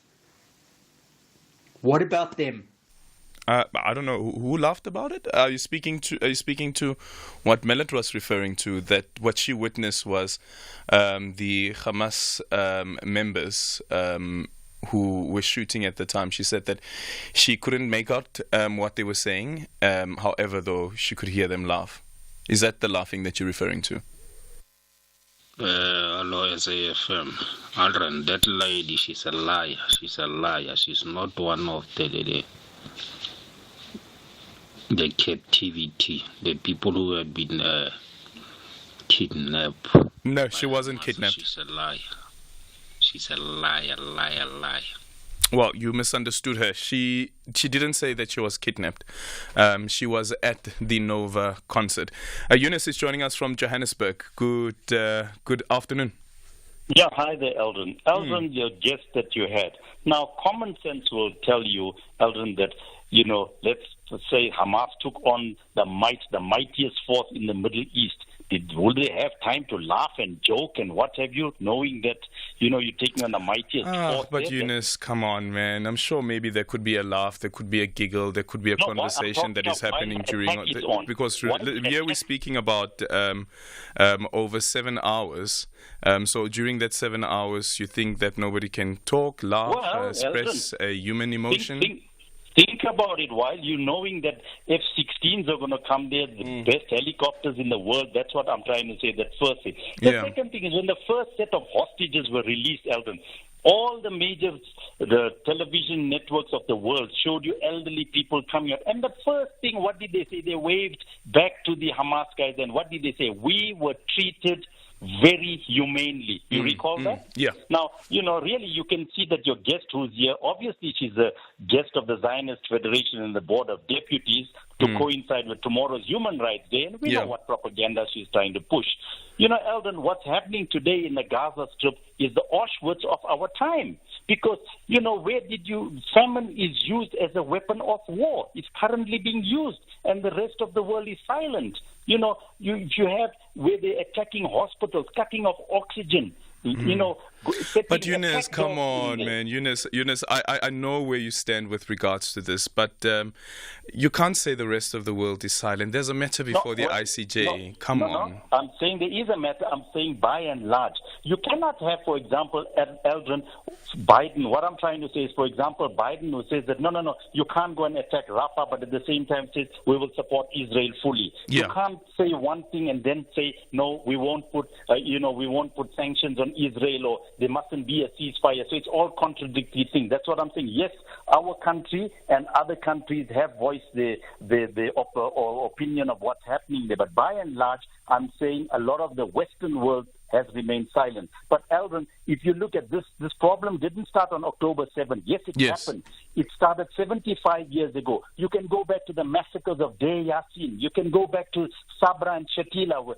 And, for your guest to say that the Gaza Strip, everything was provided for them. For 17 years, they've been landlocked there with limited electricity, limited water supply, limited food going in, everything controlled by the Israelis. So there's been this systematic situation of strangulation there. So they had no option. So it's a deep question, Eldon. It's not there. And, for example, for her just to say that, no, she just know what's happening there is bad. Currently what's happening, Eldon, it's beyond the genocide, in my opinion. It's like a Holocaust against the Palestinians there. Eunice there from Johannesburg. And, of course, the matter around the genocidal intent or genocide is before the ICJ. That investigation is before the ICJ. Your voice note is 0614 104 107. How's it, Aldrin? This is Lester from Pietermaritzburg. Firstly, a great show. I'm not sure if this was asked already, the IEC, but firstly I wanted to know, does Jacob Zuma have a criminal record for failing to comply with the court order for the state capture by Judge Zondo for failing to appear? Yes, he does. If so, if he does have a criminal record, can he stand in the election having a criminal record? That's just something I want clarity on. Thanks. Well, the IEC has before spoken on this, and I think we've also given clarity around this on the show as well.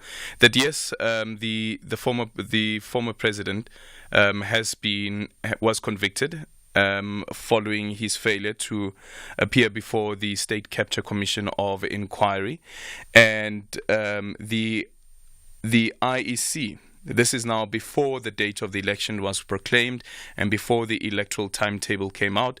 There were questions that were raised around the former President Jacob Zuma's eligibility to stand for the upcoming elections. And I just quickly want to go now to those notes that I jotted down.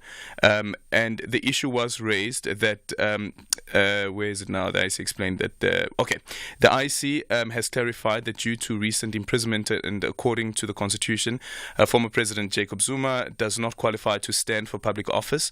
In its response, the IEC explained that it relied on Section 47E of the South African Constitution, which prohibits the holding of public office by anyone found guilty and sentenced to more than 12 months in jail without the option of a bail. And you remember that the disqualification under Section 47 lapses after 5 years, so meaning that the former president will only be eligible for the 2029 general elections. When we focus just on the general elections, so it will be the 2029 general elections.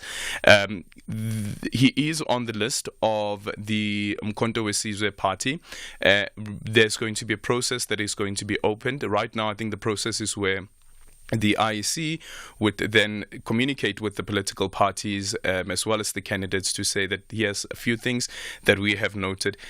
And then they would have to rectify those. And then there will be the public process where you and I will also get an opportunity to go through the list and then also decide whether you want to object to the inclusion of a certain individual based on whatever it is that you have and information that you have at your disposal. So we're currently at that particular process where it is the IEC that will now inform the political parties and the candidates, and then the public process is going to come.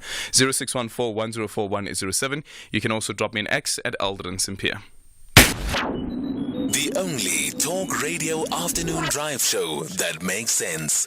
Beyond the Headline with Aldrin Sampear, right here on SAFM. It is 8 minutes now before 5 o'clock. We're in conversation next with Mutlatso Moloi, who's the founder and chief executive officer of Ulisego Kalushe Foundation. As we prepare to observe Human Rights Day, let us also remind you that tomorrow marks World Down Syndrome Day, an internationally observed event which raises awareness about Down syndrome while assisting in creating a culture of diversity. To celebrate this, the Ulisego Kalushe Foundation will embark on a 3-kilometer walk to raise awareness regarding children with Down syndrome. And Mutlatse Moloi is the CEO of the foundation and now joins us on the line. Good afternoon. Thank you so much for making time for us. Good afternoon. Thank you for having me. Why this particular, why World Down Syndrome Day, which also, of course, coincides with Human Rights Day, that you are deciding to have this 3-kilometer walk? So in 2023, last year, we launched the foundation, Ulisego Kalushe Foundation, and Ulisego is my son who has Down syndrome. So this year we've decided to embark on an awareness walk where we will be really just shouting the value and the worth of children with Down syndrome and advocating for their rights, supporting their need for support, and just saying that they also have a right to equal freedoms, equal rights, and to be included in our societies and as people who can reach their full potential. Yeah. What is it that you have then picked up about your interaction with your own son Ulisego and how Ulisego is experiencing the world and how the world reacts to his condition?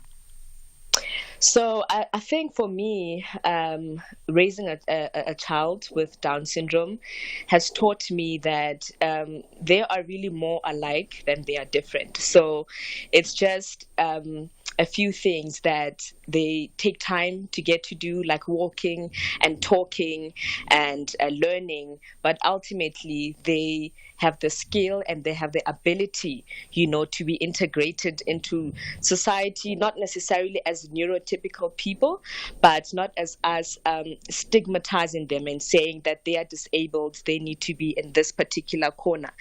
So in raising him, we just want to also say to our communities that people with Down syndrome can be part of our communities. They can learn, they can be integrated into our social activities, whether it's in healthcare and in public schools. Mm-hmm. What has the response from the community been, the society, when you explain to them that your child has Down syndrome? So what I've grown to see is that, people are not necessarily ignorant. We might call people ignorant of certain disabilities, intellectual disabilities, but they are just not exposed. They just don't know. So when you tell people that my son is Ulisego and he has Down syndrome, they are receptive. They want to learn. They want to hear, how is he being raised and how does he socialize with other children, and even when he's with other children, you say to them, this is Ulisego, and Ulisego is learning to speak. So when you want to play with him, show him what you want him to do. Even children understand. So I think it's just really educating and supporting and raising enough awareness where people realize that they are more really alike than they are different. Yeah.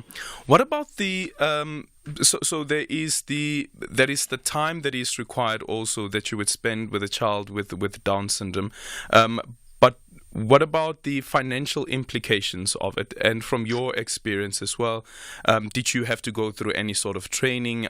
Is there additional medication perhaps that you need to have, including, for instance, looking at your home, any renovations that you need to make to ensure that Olusigo is safe?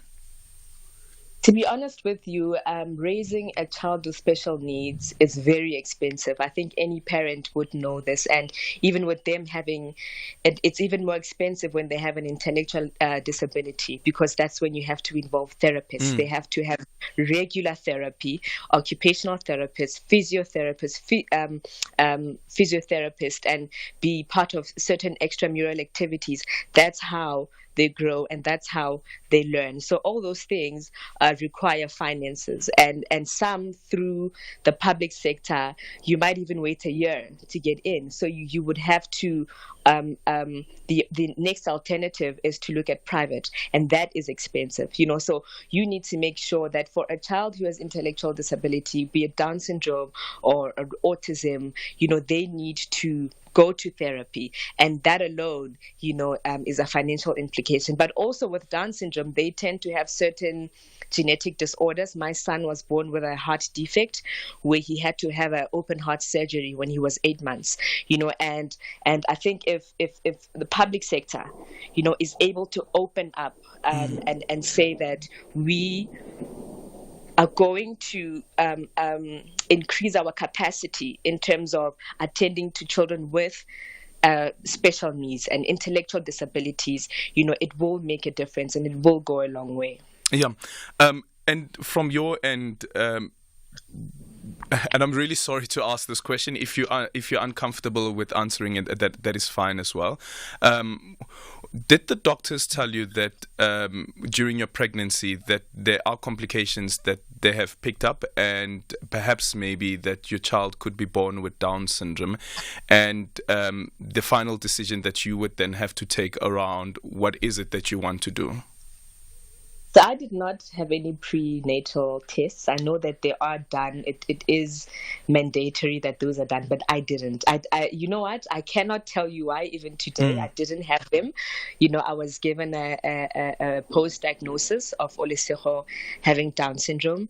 And so I can't particularly give you a straight answer to say what I would have done. But I know that I was not, I didn't have to make that decision. I think somehow, I just happened, to have my boy, a beautiful boy with Down syndrome. And that's how we have the foundation today. Okay. Thank you so much for that answer. Tell us more about the 3-kilometer walk, and people who want to come and join. What do they do? Absolutely. So we'll be embarking on a 3-kilometer walk tomorrow, the 21st of March, World Down Syndrome Day and Human Rights Day as well. And it is at Kyalami Corner at the upper level from 7 a.m. to 9 a.m. We'll have a brief program, and that's it. Who's invited? Everyone is invited. Everyone is welcome. Everyone is welcome. Thank you so much. Mutlatso Muloyi is the founder and chief executive officer of Olusigo Kalushe Foundation. 0614-104-107, and you can also drop me an X at Aldrin Sampear. It's 5 o'clock. It's time for the news. Independent and impartial. This is SAFM News. Ramaphosa hails black industrialists, and Israel raids Gaza hospital. Good day to you. President Cyril Ramaphosa says black industrialists are not just job creators and wealth generators, but agents of change that drive social and economic transformation in communities. He says the previous regime did not enable black industrialists. However, today they're celebrated because of the power of empowerment. Ramaphosa was speaking at the Black Industrialists and Exporters Conference in Sandton, north of Johannesburg. Despite facing immense challenges, black industrialists have persevered, and many of them have defied odds, and they've broken barriers to create thriving businesses and to contribute significantly to our nation's economic development. Today we celebrate the power of empowerment. Empowerment that has not been handed out as charity, but that was earned through hard work. Parliament's Committee on Communications and Digital Technologies has decided, based on legal opinion, not to continue with the SABC Bill. Committee Chairperson Boyce Maneli says there will not be enough time to process it during the remainder of this parliamentary term.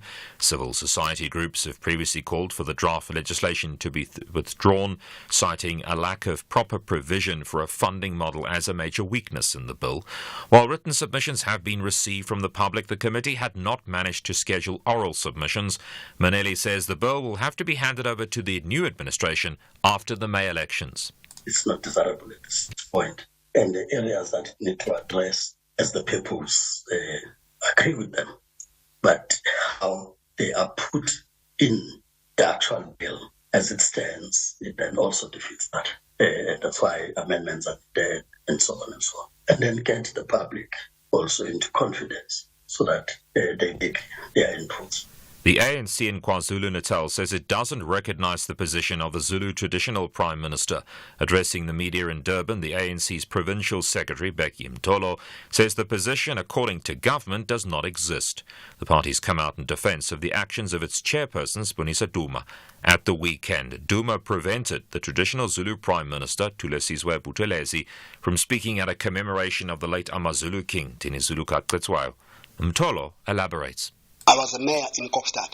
I've led almost 3 imkhosi yokusoka with the king, the late king.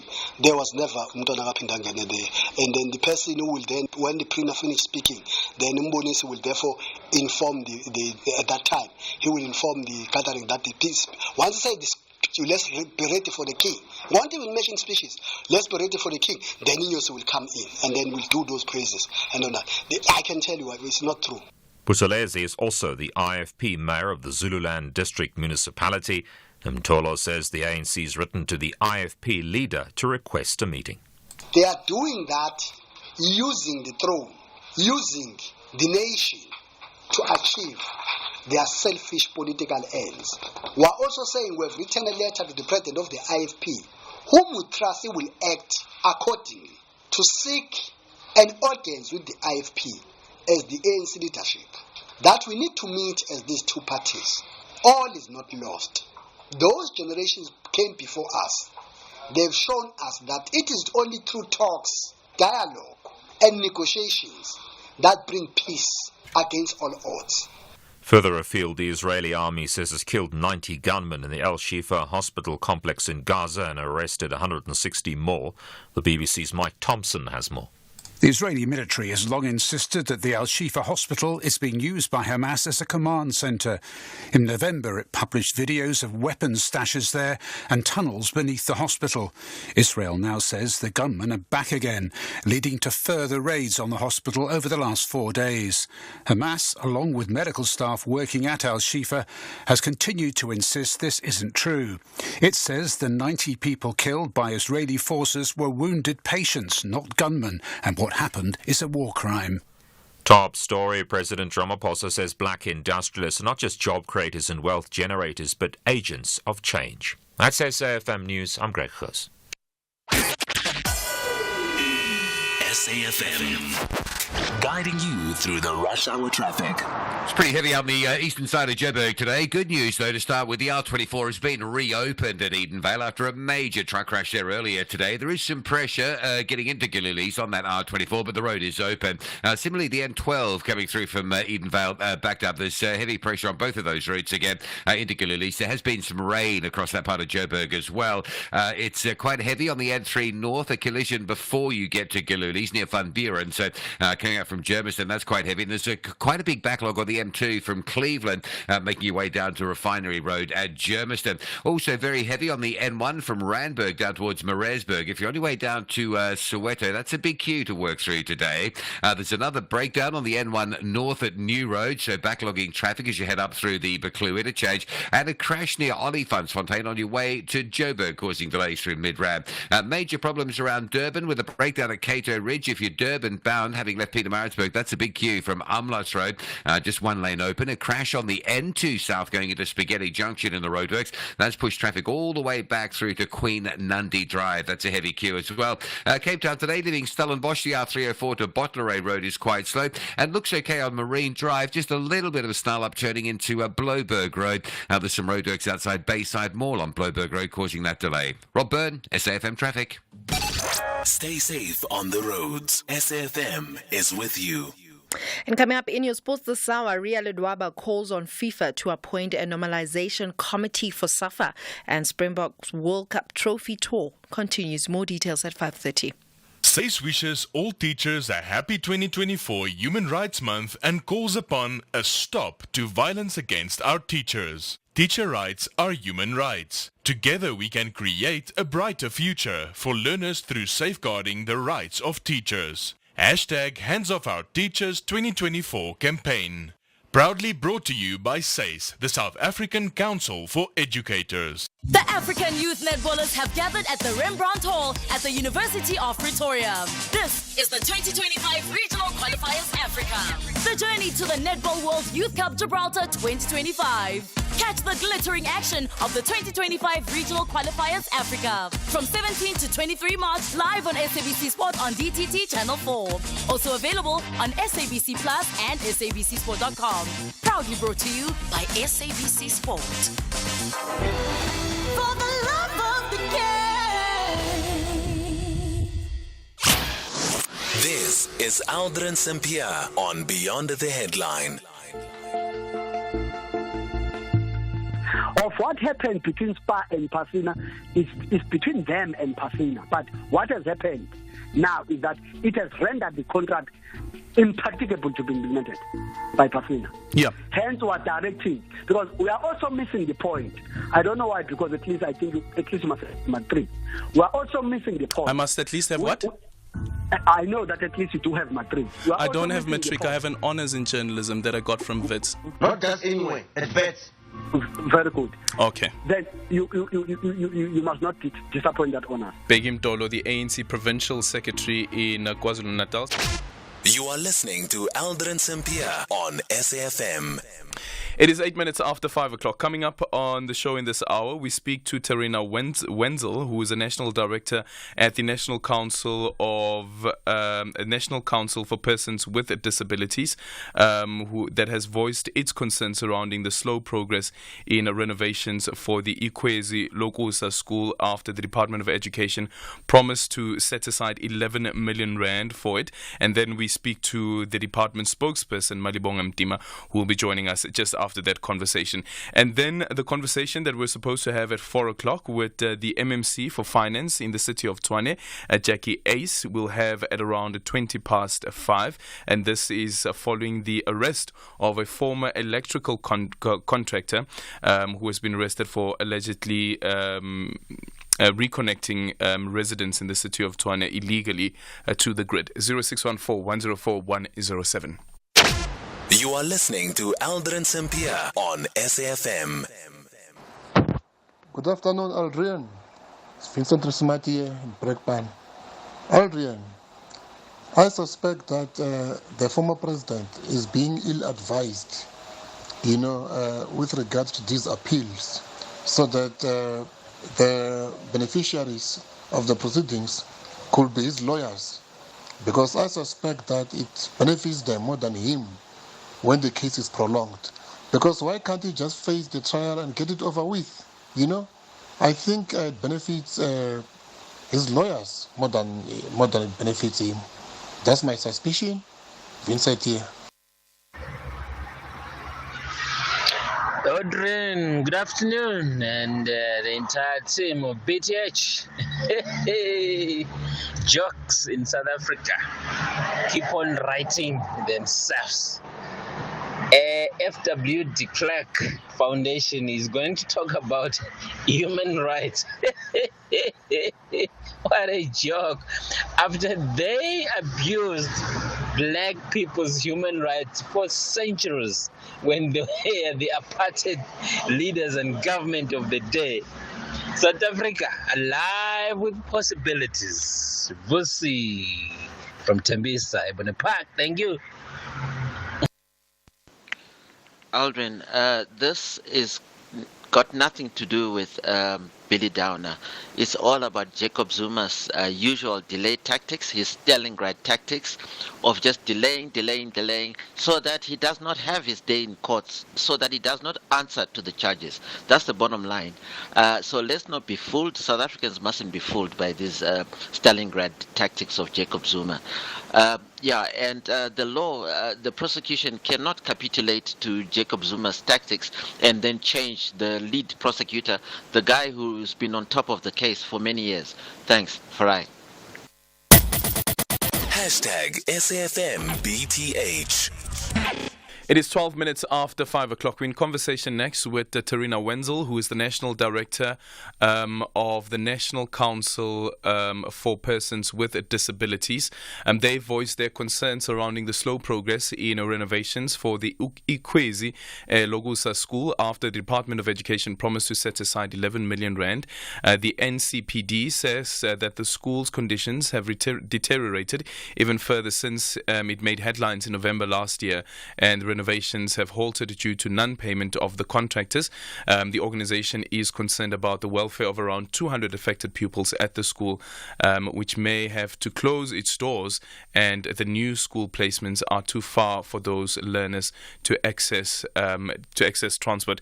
We speak to Tarina now, and then after that we'll speak to Malibonga Mdima, who is the spokesperson for the Department of Education.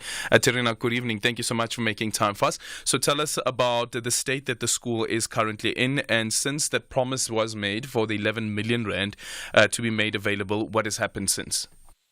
Well, first of all, thank you so much for speaking to me. We really appreciate this. It's, as you know, Human Rights Day tomorrow, so appropriately that we can speak about the rights of our most vulnerable people, children with impairments in very rural settings like the Mthatha area, where the school is situated. Our concerns is much deeper and very far beyond just the renovations. But let's start with the renovations. They've made that promise in December, and when the media asked our opinion, we said we take it as very positive. We even wrote a letter to the department to say we hereby pledge our support to give advice on ensuring that the renovations includes making the school accessible for wheelchairs and people with other impairments. Because besides the fact that the place is completely dilapidated and that the children were sleeping with water pouring through windows and through roofs while they were sleeping, and then sleeping on brick beds, and bathrooms and showers not been working and having cold waters, the place is also not accessible for people with majority of impairments in terms of walkways and so on. So we said, let's pledge our support. They're going to do this, and then this is part of what we do. Our core business is to ensure accessibility of environments, processes, and so on. We obviously never heard from them, and then the media contacted us again, and we said what we want to also say is that we are concerned that they're going to come up and say, okay, they realize that it's actually builders' holidays, or they're going to say, oh, the contractor, there was a process with the appointment of a contractor, or they're going to say, oh, it was raining all the time, or they're going to say, oh, the administration didn't work out, or whatever. But we don't believe anything that they say, because why should we if they have been treating children with disabilities so poorly? Not at this school, by the way. There's other schools which has also been treated very poorly, the children as such, and where there's been problems, and the problems reoccurred because they don't do their job. So we're actually very annoyed at this point in terms, although even as recent as yesterday, we thought that we're reaching out, let's work together for solutions, because we believe there is. So now they've broken down some of those brick beds and done nothing further, so we don't know why. Up to yesterday, we still received reports from the ground, because we've got coordinators that work with the parents and that works closely, and we've got an office in Mthatha, and they say there's nothing happening. And then they somehow decided they're going to now put some of the children, the hostel kids in schools in Bizana and in East London, for example, to the Vukuhambi school and the Vukuhambi school, which are very far apart. And as it is, as the kids were there last year in the school, when they fell ill, The parents had to find that out from other children and so on. The school doesn't have facilities like a sister or a visiting doctor or even a vehicle to take children to the hospitals or to clinics when they are sick. So then parents, wherever they are in rural, as poor as they are, they have to find a way to come and to fetch their sick child and take that child to the hospital. Now imagine if the kids are placed in these faraway schools. So that was our very first concern. The parents voiced that. No answer came to them. Then the unions became involved because the unions are unhappy that they say the carers from the hospitals and other staff who have to go with the parents, they are saying that they've got their lives in Umtata. They've also got their own children. They can't work like months at a faraway place. Their contract states that they're working shifts in Umtata. They're not sleep in staff, most of them, and so on. So how do you just take such a decision? How do you not consult? How do you expect the parents to be happy with that? But what annoys us most of all is the indignity of that the children are treated with. They are using very derogatory terms when referring to kids with very severe impairments. It's very clear that they don't know much about disability in the school. And as you would have known as a radio station, from the time when Carte Blanche ran with the story, and it was on various radio stations, that the school headmaster was blaming the department didn't take blame. And so the renovations is but one part of it. But this, we are saying to the department, why don't we use the opportunity while the renovations are not happening, for whatever reason they're not happening? The real reason we will never know, because there's also land claims against that piece of land, which was initially used as a story. Also, the other thing is the land belongs to the church, the Roman Catholic Church, who previously run the school fantastically. And then since the department became involved, all this dilapidation happened.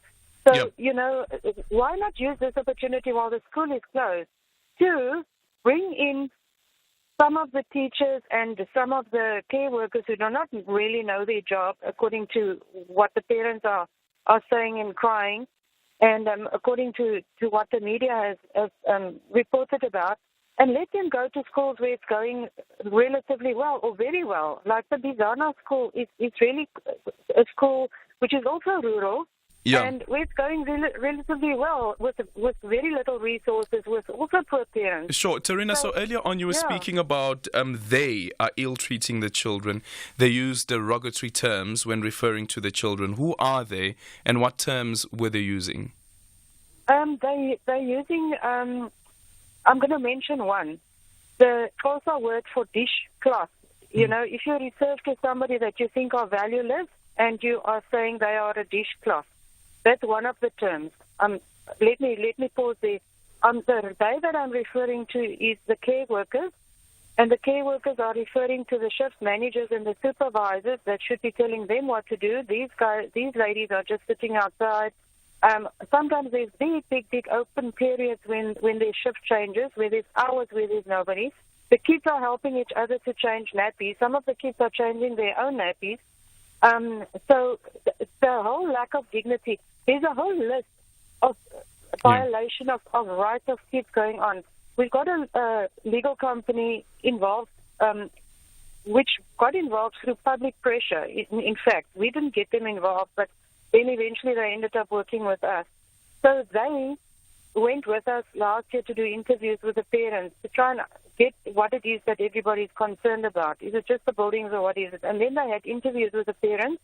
They were lawyers that were speaking isiXhosa, and then there were lawyers that were speaking English, and they were translating so that everybody in the meetings could understand. Some of the parents broke down crying. We recorded it, obviously, but it's very confidential. And we're protecting their names. But the parents are at the point where they don't even care anymore. They want to stand up and they want to see justice. But they're poor. Lots of them are illiterate. They even brought in parents of children who took their kids out of the school years ago when it started going badly. Okay, Tarina, thank you so much for your time. Tarina Wenzel is the National Director at the National Council for Persons with Disabilities. Listening into the conversation is Malibonga Mtima, who is the spokesperson for the Department of Education in the Eastern Cape. Malibonga, good afternoon. Thank you so much for making time for us. Iphi Mali? Good afternoon, Adrian. Ayikho imali mntanombe Okay, so then what happened? Because as Tarina had said, that the last thing that has happened was the demolishing of some of the rooms, and nothing after that.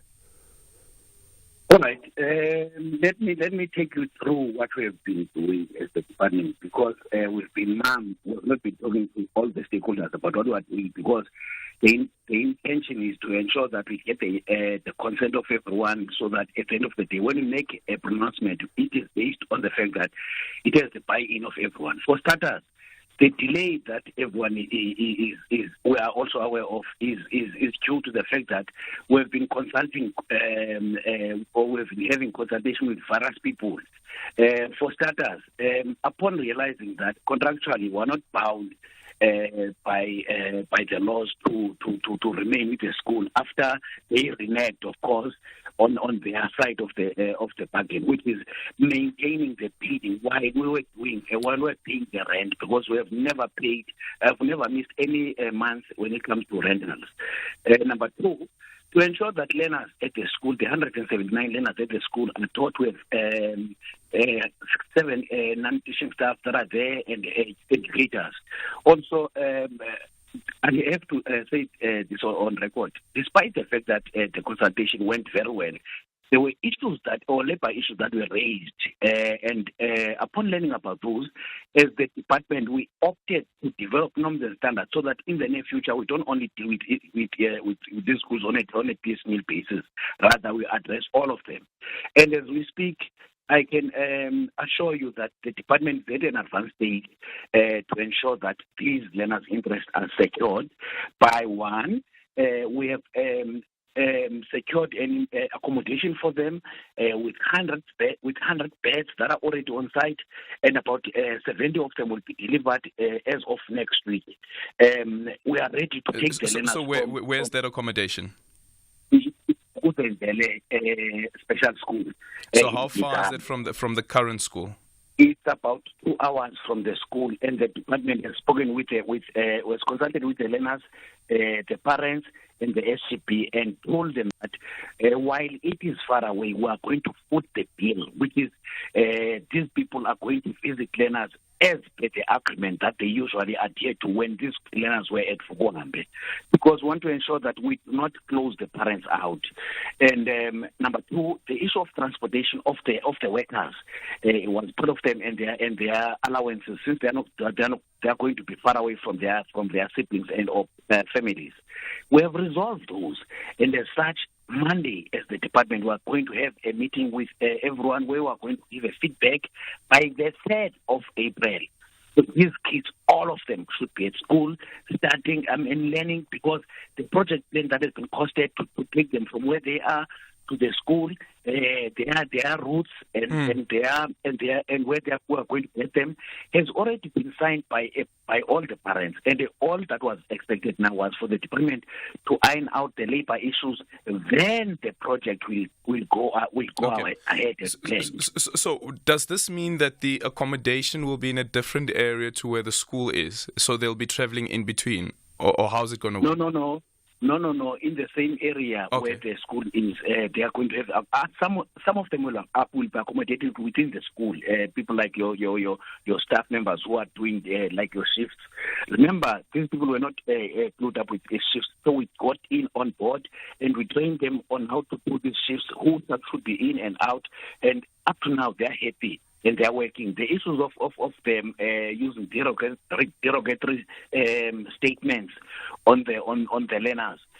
As the department, we undertook that last year, sometime in October, that we're going to train them. And thus far, all of them has not gone to one, but 3 trainings that we knew that at the end of the day will have an impact on them, such that they change their behavior towards the kids. Because we have been telling them that. And want them to know that the reason they are there is because we're trying to safeguard the interests of the learners. Okay. And by the way, Tarina was referring to them calling the children a fatuk, like a dishwash cloth. Yeah. So was there any disciplinary action, though, taken against them, or was it just as to say that, okay, we're reprimanding you and this is the training that you'll be going through? Yes, we reprimanded those that were identified as having uttered those statements, and we did not only take them; we took all of them to ensure that it does not only stop with these. Everybody else must know that this is wrong. The training that they were dealing with, for instance, were dealing with issues like matfupile, how to behave when dealing with the public, how to behave when dealing with the learners. Number two, they should know that the reason they are appointed is because we are trying to safeguard the interest of the learners accessing education. Okay. And as such, whatever they do, they must be aware or they must ensure that they uphold such a dream to ensure that these learners, despite their disabilities, access education. What happens to Ikwezi in the meantime? We have a contract, and our contractual obligation warrants us that when we hand over the facility, it must be in the same status it was with us. Thus far, we are exploring legalities to ensure that we leave them with Ikwezi Logusa, because we have our own site that we've identified, and as such, the project is going to the temporary removal of those learners. I must say this to you, it's going to be about 6 months, because we want to ensure that it's within the building time, because we are trying to build a new school in our own land that we've rezoned already. Okay, so it means that there will no longer be any renovations that take place at Ikwezi Logusa. No, they will be. Remember, like I was saying to you, our contractual obligation warrants us to give back the institution as we got it. As I'm saying to you, we're talking to them. Our legal team is talking to them to ensure that we as soon as the construction is built, it's finished. These kids go to the school for 1 month. This is now the new school, or what? No. From the old school, they're going to stay on Ikwezi Logusa for 1 month as our contractual obligation. Remember, we can't just leave it. You must warn them within a month. So they are going to be there for months while we are installing beds, because according to our infrastructure guys, we install everything within the school. We take them 3 weeks, and as such, we said, while we are coming back, we are going to that school, because by that time it will be finished, the refurbishment or what we're doing at Ikwezi will be done. But from there, they will go to our own structure that you will be building. Okay. So does this mean that the facelift of Ikwezi Logusa Special School will no longer, the budget of it will no longer be that 11.2 million, considering that now the department is looking at building its own school? It's going to be the same bunch. While it's going to be the same, we're fixing it to hand it over to them, because we're going to have our own facility now. Okay, you're fixing it to hand it back to them. Yes, like I was saying to you earlier, the contractual agreement warrants us to give the school back as it was. Remember, we said they reneged in their contract because it was stating that while the kids will be there, they will be responsible for maintaining it. But because of the fact that there are defects that we have identified, we are fixing them so that when we hand it over to them, they can deal with it. They can have it as it was, ready for use for whoever. Because the reason why we have opted to use our own piece of land to build this infrastructure for over 6 months, it's because there are still legalities involved in the school, issues like land claims that has not been resolved, and they are not allowing us to have a full-blown contract. As we speak, we're having a month-to-month contract, which are not sit well with us. Hence, we had to opt for a condition that we ensure, or an issue that we ensure that at the end of the day, the interests of the learners are not lost. Okay. So the new building, the new structure, the new school that will be built, how much will that cost the department? Thus far, our guys are on site. That's why we're having a meeting on Friday. They are going to give us all the issues like your project cost and the date of the completion, because they said roughly it's going to be around June, but we need the date so that when we go to the communities on Monday, we are certain that on this date your kids will be ascending into the new school and these are the issues that we expected of you. Okay, so you expect the school to be built within 6 months. You don't know how much it's going to cost as yet. But you are certain you're going to communicate to the parents that your children will be in this new school within 6 months? Our guys have posted the matter, but remember, they're supposed to inform the top management. So the top management will sit on Friday to get the reports. Okay. They've already posted it. Hence, they're saying it's 6 months, but they're going to present to us, the top management, on Friday to say if this is going to cost this much and the timelines, which is the actual date, because we want to go on Monday with an exact thing that it's going to cost this much and it's going to end on this date, and on this date these kids will be getting into this new school, and parents will be expected to ABCD as the presentation that will be done on Friday to us as the top management of the department. Thank you so much for your time. Malibong Mdima is the spokesperson for the Department of Education in the Eastern Cape. It's a minute after 5:30. Time for the news headlines. Look at the headlines. A legal expert says former President Zuma's continuous efforts to appeal at the courts to have prosecutor Billy Downer removed from the arms deal corruption trial is a futile exercise. President Ramaphosa says black industrialists are not just job creators and wealth generators, but agents of change. And a new report says Russia has created a climate of fear in the occupied areas of Ukraine. A full update at 6 o'clock.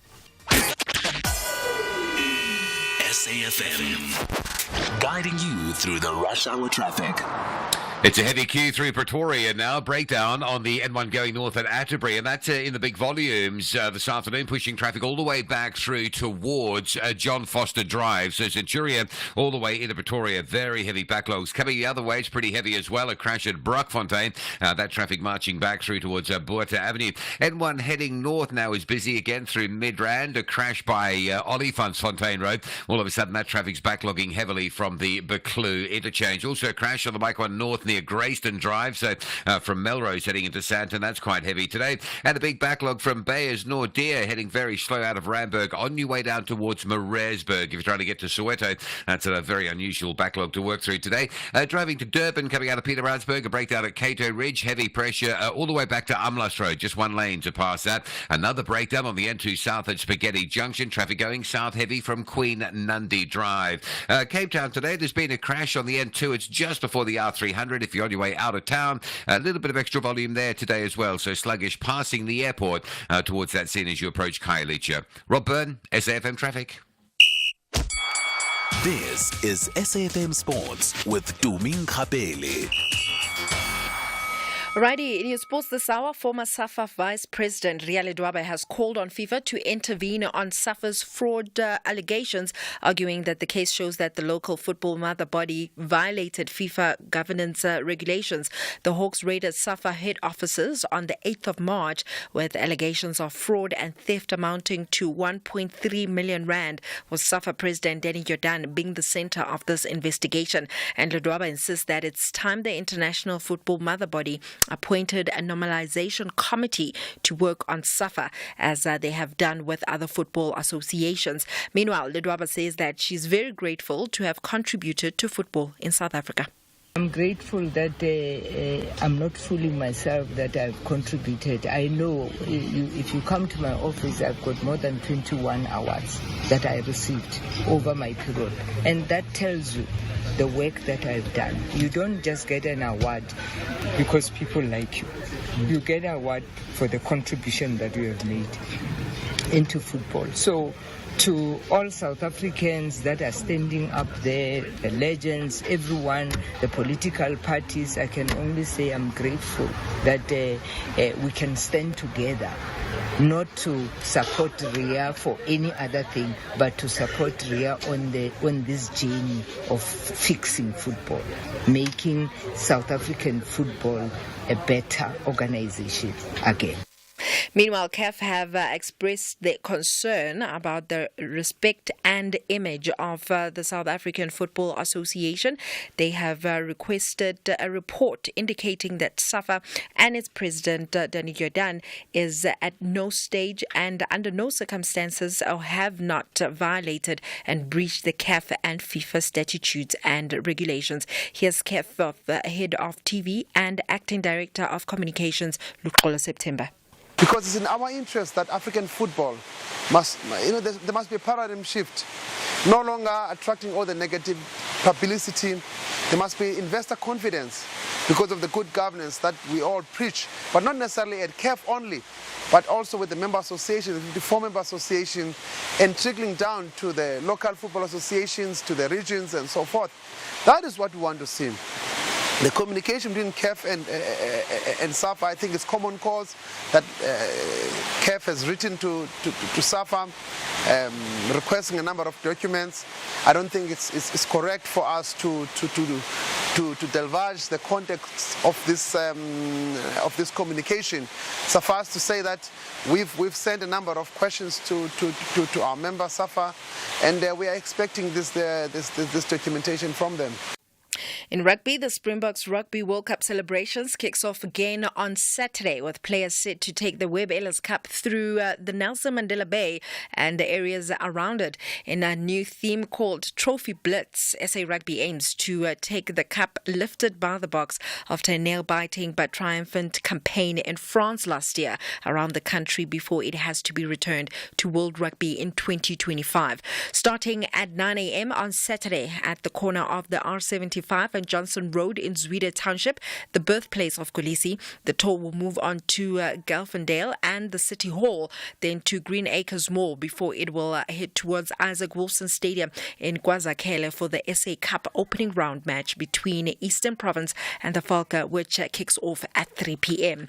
Meanwhile, the inaugural SA Cup competition will get off to a flyer on Human Rights Day with an exciting clash between the Griquas and the Leopards in Kimberley. Meanwhile, last year's Currie Cup Premier and First Division champions collide in Bloemfontein on Friday.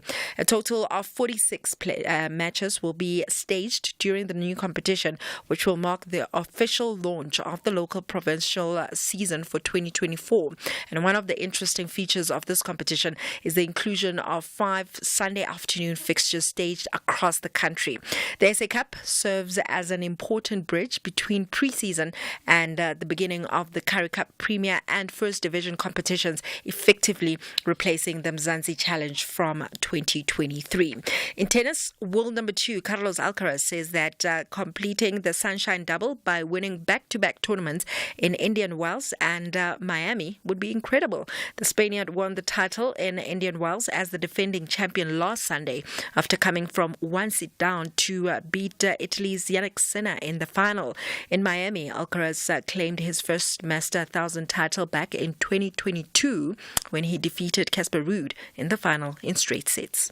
Yeah, I mean, it was, let's say, I'm more calm right now, not thinking about, I didn't win title since Wimbledon or whatever, but for me, as I said, the best feeling, it wasn't lifting the trophy. It was, that I found myself enjoying on the court. I saw my best level that I was struggling to show a little bit on the court. So for me, it was it was pretty good, the tournament. Talking about the feelings, but obviously lifting the trophies, it was great. On that note, it is a wrap from my side. For SAFM Sport, ke na Tumin Khapele, Modimo.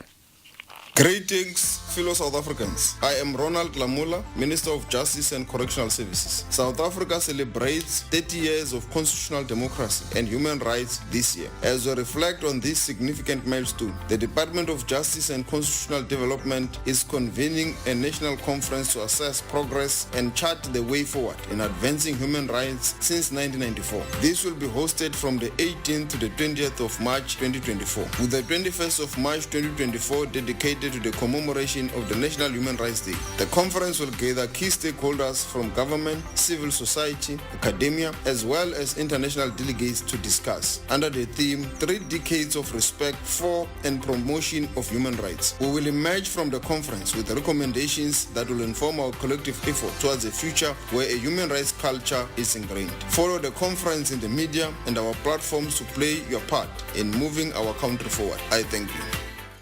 TUT Matsatsanza FC ladies are hungry for victory and refuse to let their opponents shine.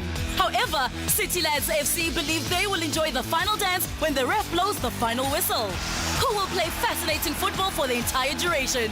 This is the Hollywood Bet Super Catch the queens of the beautiful game. TUT Matsatsansa FC Ladies versus City Lads Ladies FC on Sunday 24 March at 2:30 p.m. Live on SABC 1. Also available on SABC Plus and SABCSport.com. # we love it here. Brought to you by SABC Sport. For the love of the game. Top Sport with Michael Abramson. What do you think? Do you agree with Coach Bruce that his medical staff were not informed about potential injuries, and therefore how does he prepare a side when he doesn't know which players are going to turn up? I feel like their reasons are justified because players will quickly get injured all of a sudden because of too many matches. The FIFA is just putting many games friendlies. They'll get injured. But on the other note, the coaches are being selfish. You know, when coaches say, I cannot take this player to the international for their nation, to play for their nation, to play for their country, they are doing it for selfish reasons. They will look at the matches that are coming forward. I think that's the thing. Laxam Gajina from most of it. Top Sport on SAFM. Economic news on SAFM. Facts and figures you can count on. And it is time for a MoneyWeb market update with Jimmy Moya. Hi, Jimmy. Good evening. Welcome to the show. I see the news is also running with this story with the FSCA around the 470 million rand penalty against Marcus Jooste. Good evening, Aldrin. Good evening to me and good evening to the listeners. Yes, that's been running all afternoon. If you remember correctly, before this, there was a 20 million rand administrative penalty that was levied against former CEO Marcus Jooste. And now following that today, that's been compounded or added to that has been that 475 million rand announcement. So we're going to speak to the FSCA not just about this, but also about other pronouncements and other developments that have come out from the FSCA's perspective. I think it's important to keep consumers informed and to keep our listeners informed and educated. So we're going to do this very, very regularly, weekly, in fact, if we can, where we engage with the FSCA and we just keep consumers aware of what's happening out there. If you remember last week, we spoke about the Bankso developments from that perspective. So we're going to look at all of these things on a regular basis so that consumers are better informed and know how to make better decisions where it comes to financial products. And then we're also going to speak to 91 around some financial products and around how the markets are expected to react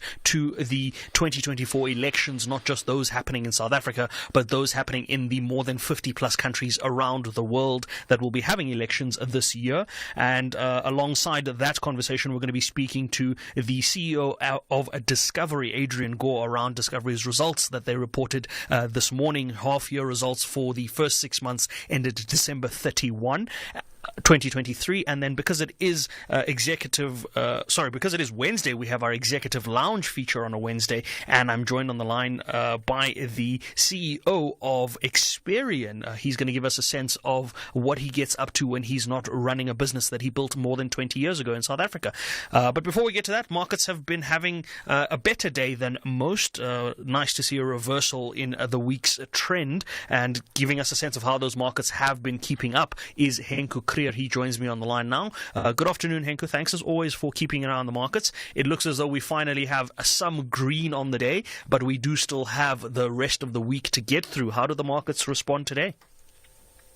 Hello, Jimmy. Hi, Aldrin, and good evening to all the listeners. Hello, Jimmy. Yes, Jimmy. So it looks like we might go into this a long weekend in the green. It'll be nice to finish this week off, but I do know, as you said, that Friday is still a day of trading, at least here by us. And in the US, I must say at the moment, nothing's really happening on the markets, with the Dow Jones, the S&P 500, and the NASDAQ unchanged at this stage. Can't make up his mind whether it wants to go up or down, so we'll see how that develops. And then European stocks, they finished in the mix with the FTSE 100 and the DAX, which each gained 0.1% today. But the CAC 40 in France, it lost 0.5% today. And then the JSE finished 0.8% stronger at a level of 72,420 points. The industrial index gained 0.6%. The resources index gained quite a bit today, 2.1% stronger, and the financial index just slipping a little bit, not a lot, finishing 0.1% weaker. Anglo had another great day and finished 1.5% stronger, followed by Naspers, which gained 1.1% today. But British American Tobacco and Richmond, those two big ones on the stock exchange, those two companies each lost 2.2% today. Other companies also on the losing end, at least for today, were Remgro, South32, Reinet, as well as Sun International. Remgro finished the day 4.8% weaker. South32 lost 4.3%. Reinet and Sun International each 2.5% down. And then Growthpoint and Redefine lost 2% each. On the positive side again, Amplats, another great day, gaining 7.5%. Northern finished 6.5% stronger. Implats 4.8% up. And Kumba, Harmony as well as ARM each finished the day 4% stronger. You will also find MultiChoice, Sappi and Goldfields each gaining 3.5% today. On the commodities market, the price of gold currently $2,160 an ounce. Silver is trading at $25, platinum at $895, and palladium now sitting on $1,000. The price of Brent crude is currently trading at $86.15 a barrel. That's a little bit less than it was yesterday and the day before. And then the rand is currently trading at 18.78 to the US dollar. It's nice to see that it's now below 18.80. Then also trading at 23.85 to the pound, 20.35 to the euro, and 12.25 to the Australian dollar. And Bitcoin is trading at $63,950, and that's 1,230,000 rand. Jimmy, that's how the markets performed. Let's see what happens on Friday when markets is open again, and after we first heard what the inflation announcement out of the US is. Thank you for that update, Henku. Yes, we're definitely going to keep an eye out for that inflation conversation happening tonight around 8 to 10 p.m. In the US, or 8 to 10 p.m. South African time. But I'm also going to take a look at Pick and Pay today when we do our show, because they were up almost 10%, and it looks as though alongside the platinum counters, we're seeing that some stocks that may have been oversold in South Africa are starting to show signs of reprieve. But we'll be back just around the corner with those and more news. For now, Aldrin, back to you and the team. Thank you so much. That is Jimmy Moyaha. He's back again just after 6 o'clock. We're taking your calls on 086 000 2032 and your voice notes on 0614 104 107. And you can also drop me an X at Aldrin Sampear. Like what you hear? Enjoy more of your favorite SABC content on the SABC Plus app today. The SABC Plus app brings you all of SABC content from radio to TV on one platform. You can also stream some of the biggest sport matches whenever and wherever you are, courtesy of the SABC Plus app. Simply download the app on your chosen app store or register on www.sabc-plus.com. And start binging today. SABC Plus, the home. SACE wishes all teachers a happy 2024 Human Rights Month and calls upon a stop to violence against our teachers. Teacher rights are human rights. Together we can create a brighter future for learners through safeguarding the rights of teachers. #Hands Off Our Teachers 2024 campaign. Proudly brought to you by SACE, the South African Council for Educators. A problem shared is a problem half solved. Don't ignore mental health, emotional wellness, gender-based violence, HIV/AIDS, adherence to chronic medication, the COVID-19 pandemic, and various other challenges. Let us help you and your loved ones. Contact Lifeline South Africa toll-free numbers on your mobile phone, 0800 012 322 or 0800 150 150. Alternatively, WhatsApp 084 922 8808. Lifeline South Africa, mental and emotional health for all. This is an SABC-supported initiative. The only talk radio afternoon drive show that makes sense. Beyond the Headline with Aldrin Sampear, right here on SAFM. Let's take your voice notes on 0614 104 107, and you can also drop me a call on 086 000 2032 and a text at Aldrin Sampear. Let's go to our voice note line, and then we'll go to the calls on 086 000 2032. Look, they have to renovate it, even if they're not going to use it. Because in terms of the lease agreement, you must leave it as good and clean as the day you found it. Whatever you have broken, windows, you must paint it, repaint it, new and clean. for anybody else who may come. So you must leave it as good as you found it. It's like a lease agreement. You pay for the cleaning, broken windows, what, you repair everything, you renovate it. Go on. Yeah, actually, the spokesperson for the Department of Education in the Eastern Cape has responded to us on the cost for the new building. He says that it will cost around 44 million rand. And mind you, that they said it will be built within 6 months. Let's see if that's going to be possible. Good evening, Adrian. You're speaking to Peggy Hadebe in Westville.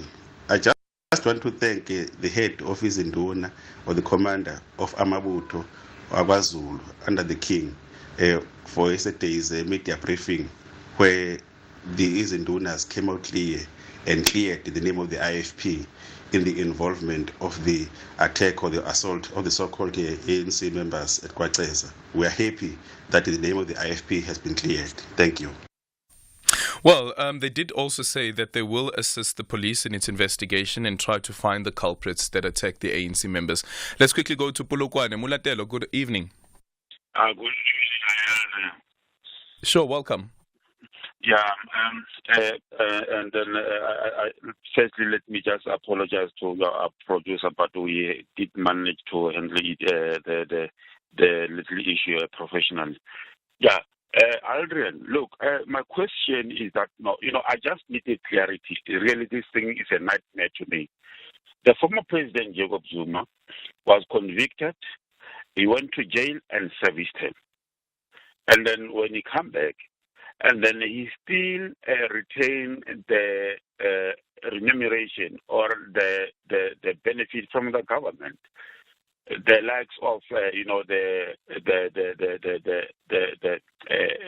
escort, his bodyguards, his house being under security guard by the South African Police Services, the money, all the benefit from the public. I still getting. I just want to.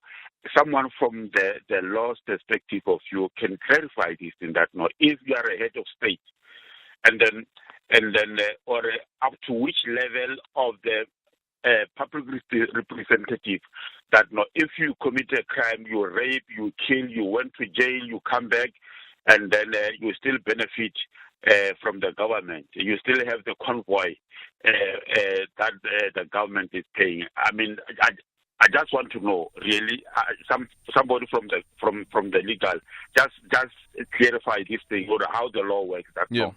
Yeah. So this, there was a lot of talk around this, Mulatelo, after the conviction of the former president in 2021, and the legal experts had said that as it stands currently, there is no legislation that disbars a former president from their benefits after their term of office has come to the end or after they resign as the president. So there's nothing that says that if you do any criminal act, you will be losing any of your benefits. The only way for a former president to lose their benefits is if they are removed and impeached as a president, and then Section 89 would apply, and then that means that the president or the former president then would lose his benefits. But right now, there's nothing. Oh no, thank you, Okay. Aldrin. But I think they must amend this law. It's not fair. Okay. I mean, just have a look now. Recently, Aldrin, with these two judges. Okay, of course, yes, they've impeached them. Yes. But I mean, why the public should get their money from their pocket and give to the criminal, because the man is a criminal. Yeah. I mean, I think they must amend this law. Okay, Mulatelo, thank you so much for that. I guess maybe some people also hold that particular view, and especially when it makes reference, for instance, if let's say a former president is accused of a heinous crime like rape and murder and is then convicted, what happens in that particular case? the person would still continue to enjoy the benefits that they have. Well, probably they will be incarcerated, but after they've served their term, they come out and they're still the former president of the country and would still enjoy those benefits. Let's quickly go to Mike, who's joining us from Cape Town. Good evening. Yeah, hi, good evening, Aldrin. Nosiviwe Mapisa Nkukula announced about 4 months ago that she was hiring a gentleman called Stilani George. I think I pronounced his name correctly, but at 2.2 million, he's taken over as the Secretary of Parliament. Now, that's a lot of money, in my opinion, 2.2 million. But apparently she lied, because 3 months later, she increased his salary to 4.2 million. That brings it up to like 350,000 rand per month. This is the Secretary of Parliament, who has just recently announced, Aldrin, can you believe this, that he is now going to be in charge of a parliamentary budget cut of 986,000 rand. But he earns 350,000 rand, but he's not going to take 1 cent cut in his salary. And I'm only wondering, where our Speaker of Parliament, who is now no longer able to come to Parliament because she's being investigated for 2 or 3 million rands worth of fraud or corruption, allegedly by the Hawks, I think it is, that are we not missing a point here? Because the Speaker, not the Speaker, sorry, Steenhuisen, the head of the opposition party, tried to get an answer out of our President in Parliament yesterday about what is happening with Nosiviwe Mapisa Nkukula in terms of this 2.2 million. But unfortunately, in typical fashion, he was shut down by the ANC. One of the ANC members called the Speaker to say that this question wasn't allowed. And ironically enough, this is just how corrupt things have become in our country. The then Speaker, Cedric Froelich, if you go to page 205 of the book written by Angelo Grisi, you will read the fact that he had 40,000 rand slipped into his jacket pocket. And here's the guy that's sitting in the chair as the acting speaker, protecting the president of our country from answering a question as to why on earth Nosiviwe Mapisa Nkukula is being suspended for 2 million rands corruption. I can't get my head around it anymore. Mike, have you raised the issue as yet with the John Steenhuisen himself? He's a former member of the DA, Manny de Freitas. Is that a concern to you at all? That he allegedly used the party funds for a campaign for John Steenhuisen, and he has been found guilty on that part? Does that concern you? You know what, Aldrin, I've become a bit cynical. We had the mayor, I forget his name now, the young mayor in National DA mayor up in Natal, I forget his name. He was accused of theft and corruption not long ago and was cleared. There was a gentleman, a DA guy in Joburg not long ago, also accused of corruption. He was cleared. And now we've got this new story going down. I've actually given up because it's election time. But Manny de Freitas was found guilty by the DA's Federal Legal Commission. Yeah, so that's fine. But so what are you saying about the John Steenhuisen allegedly using party money or the Freitas on behalf of John Steenhuisen for his re-election using party money, and he has been found guilty on that part? What's your take on that, Mike? As somebody who's concerned about the misuse of money. As a DA supporter and a DA donor, I'm obviously upset, but that's my money. What I'm talking about here is the Speaker of Parliament, Aldrin, allegedly taking 2 million rand of our money, and I don't believe that for a second. It's taxpayers' money. Do you think that John Steenhuisen should be answering questions around what happened here? No, it's got nothing to do with the taxpayer. Parliament is about representing... Well, it's got nothing to do with the taxpayer, but listen, this is the leader of the opposition. There's a leader of the opposition. And I say again, Manny de Freitas has been found guilty by the DA's Federal Legal Commission. The DA's own internal processes has found him guilty. That's fine. I mean, the Steinhoff Group, you can find corruption everywhere, but the point I'm making is Parliament represents me and you with my money, which I pay tax every month. Yeah, so both sides, it's actually your money. And now we find out that both sides, it's your money. DA, it's your money. Parliament, it's your money also. But with the DA money, you're okay. But anyway, it's fine, Mike. Thank you so much. We've run out of time as well. We've come to the end of our voyage. Thank you so much for choosing Flight SFM BTH 326 with me, Aldrin Sampear. Today we are playing out, maybe you can get a bit of that, Letambuli and Kafa Seminya and Dipendule. And our parting shot is from Martin Luther King Jr., who once said, "Human progress is neither automatic nor inevitable. Every step towards the goal of justice requires sacrifice, suffering, and struggle." And our credits this evening are read by Malwande from Stellenbosch.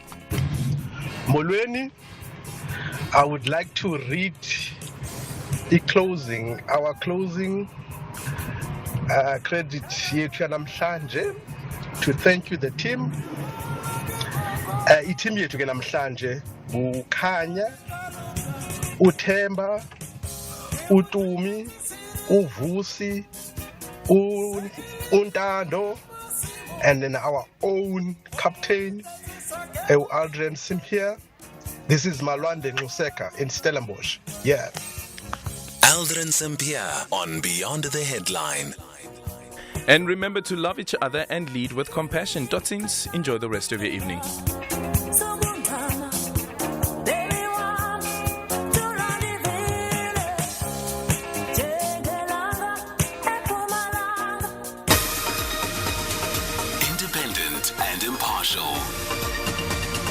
This is SAFM News. Legal expert weighs in on Zuma downer case and Ramaphosa hails black industrialists. Good evening. Legal expert Elton Hart says former President Jacob Zuma's continuous efforts to appeal at the courts to have prosecutor Billy Downer removed from the arms deal corruption trial is a futile exercise. This is the High Court in Pietermaritzburg in KZN dismissed President Zuma's application to have Downer removed from his case. Zuma's legal counsel, Dali Mpofu, has told the same court that his client has instructed him to seek leave to appeal today's ruling. Hart explains. We cannot dictate to the prosecuting authority as to who they should employ in prosecuting a case, because they have to check who's the person best suited, best skilled to deal with this type of matter. So he cannot say, I want him to, because he can't prove that he lacks title, he can't prove that he doesn't have delegation from the NPA, because that thing is there. So he cannot choose. And I think he has a right to appeal the decision if he's unhappy, but I personally think it will be an unsuccessful appeal. President Cyril Ramaphosa says black industrialists are not just job creators and wealth generators, but agents of change who drive social and economic transformation in communities. He was speaking at the Black Industrialists and Exporters Conference in Sandton, north of Johannesburg. Despite facing immense challenges, black industrialists have persevered, and many of them have defied odds, and they've broken barriers to create thriving businesses and to contribute significantly to our nation's economic development. Today we celebrate the power of empowerment. Empowerment that has not been handed out as charity, but that was earned through hard work. The ANC in KwaZulu-Natal says it doesn't recognise the position of the Zulu traditional Prime Minister. Addressing the media in Durban, the ANC's Provincial Secretary, Becky Mtolo, says the position, according to government, doesn't exist. The party's come out in defence of the actions of its chairperson, Sibonisa Duma. At the weekend, Duma prevented the traditional Zulu Prime Minister, Thulisizwe Buthelezi, from speaking at a commemoration of the late AmaZulu King, Dinizulu Katletswayo. Mtolo elaborates. I was a mayor in Kokstad. I've led almost 3 imkhosi yokusoka with the king, the late king. There was never umntwana kaphindangene there. And then the person who will then, when the premier finished speaking, then Mbonisi will therefore inform at that time, he will inform the gathering that the peace. Once he said this, let's be ready for the king. Won't even mention speeches. Let's be ready for the king. Then Inyos will come in, and then we'll do those praises and all that. I can tell you, it's not true. The Randburg Magistrates Court in Gauteng has found a police officer guilty on 4 counts of culpable homicide after crashing a police van into 4 people walking on a pedestrian pavement in the Lugske River bridge in Johannesburg. He was driving at high speed with a colleague in 2018 when he lost control of the vehicle and rammed into 2 women and 2 children who were aged just 8 and 5 years old. The IPID spokesperson, Paladi Shuping. The 2 women and 2 children died as a result of injuries they sustained in the accident. The case against Sergeant Jali was remanded to the 22nd of April 2024 for sentencing. A new report says Russia's created a stifling climate of fear in the occupied areas of Ukraine since its invasion 2 years ago. The BBC's Imogen Fawkes has the details. In Russian-occupied Ukraine, schools have changed to a Russian curriculum. Courts now use Russian law. Ukrainian internet, television and radio have been shut down. All media now comes from Russia. Civilians who refuse Russian citizenship risk losing jobs, pensions and health care. The strategy, UN Human Rights says, has ruptured communities with profound consequences for Ukrainian society. But the report is also critical of Ukraine's actions in areas it has now liberated, prosecuting people for collaboration when they had no choice but to continue working under Russian control. The top story this hour, legal expert says former President Jacob Zuma's efforts to appeal at the courts to have prosecutor Billy Downer removed from the arms deal corruption trial is a futile exercise. That's SAFM News. I'm Greg Khus. Jimmy Muyaha is leading the conversation all across South Africa right now. Stay tuned to SAFM.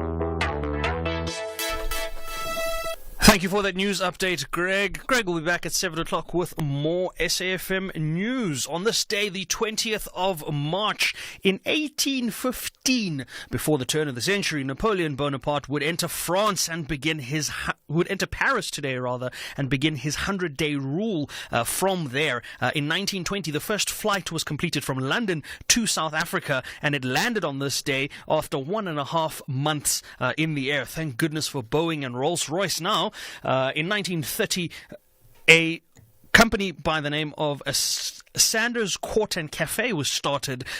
Today, that is popularly known as a KFC. It was started by Colonel Sanders on this day. And in 1968, on this day, President of the United States at the time, Lyndon B. Johnson, would sign a bill removing gold as the backing for the United States dollar, or the printed paper that we know as the United States dollar, paving the way for what we know today as a monetary system that is able to print dollars on end without any real concerns or any real questions there, I suppose. In 1977, on this day, Indira Gandhi would lose the election in India. She was the 4th Prime Minister of India at the time, and her political party would lose the election on this day. In 1988, Mike Tyson would KO Tony Tubbs in Tokyo to retain his undisputed title in just 2 rounds. And in 1991, on this day, Michael Jackson would sign a $65 million deal with Sony for 6 albums.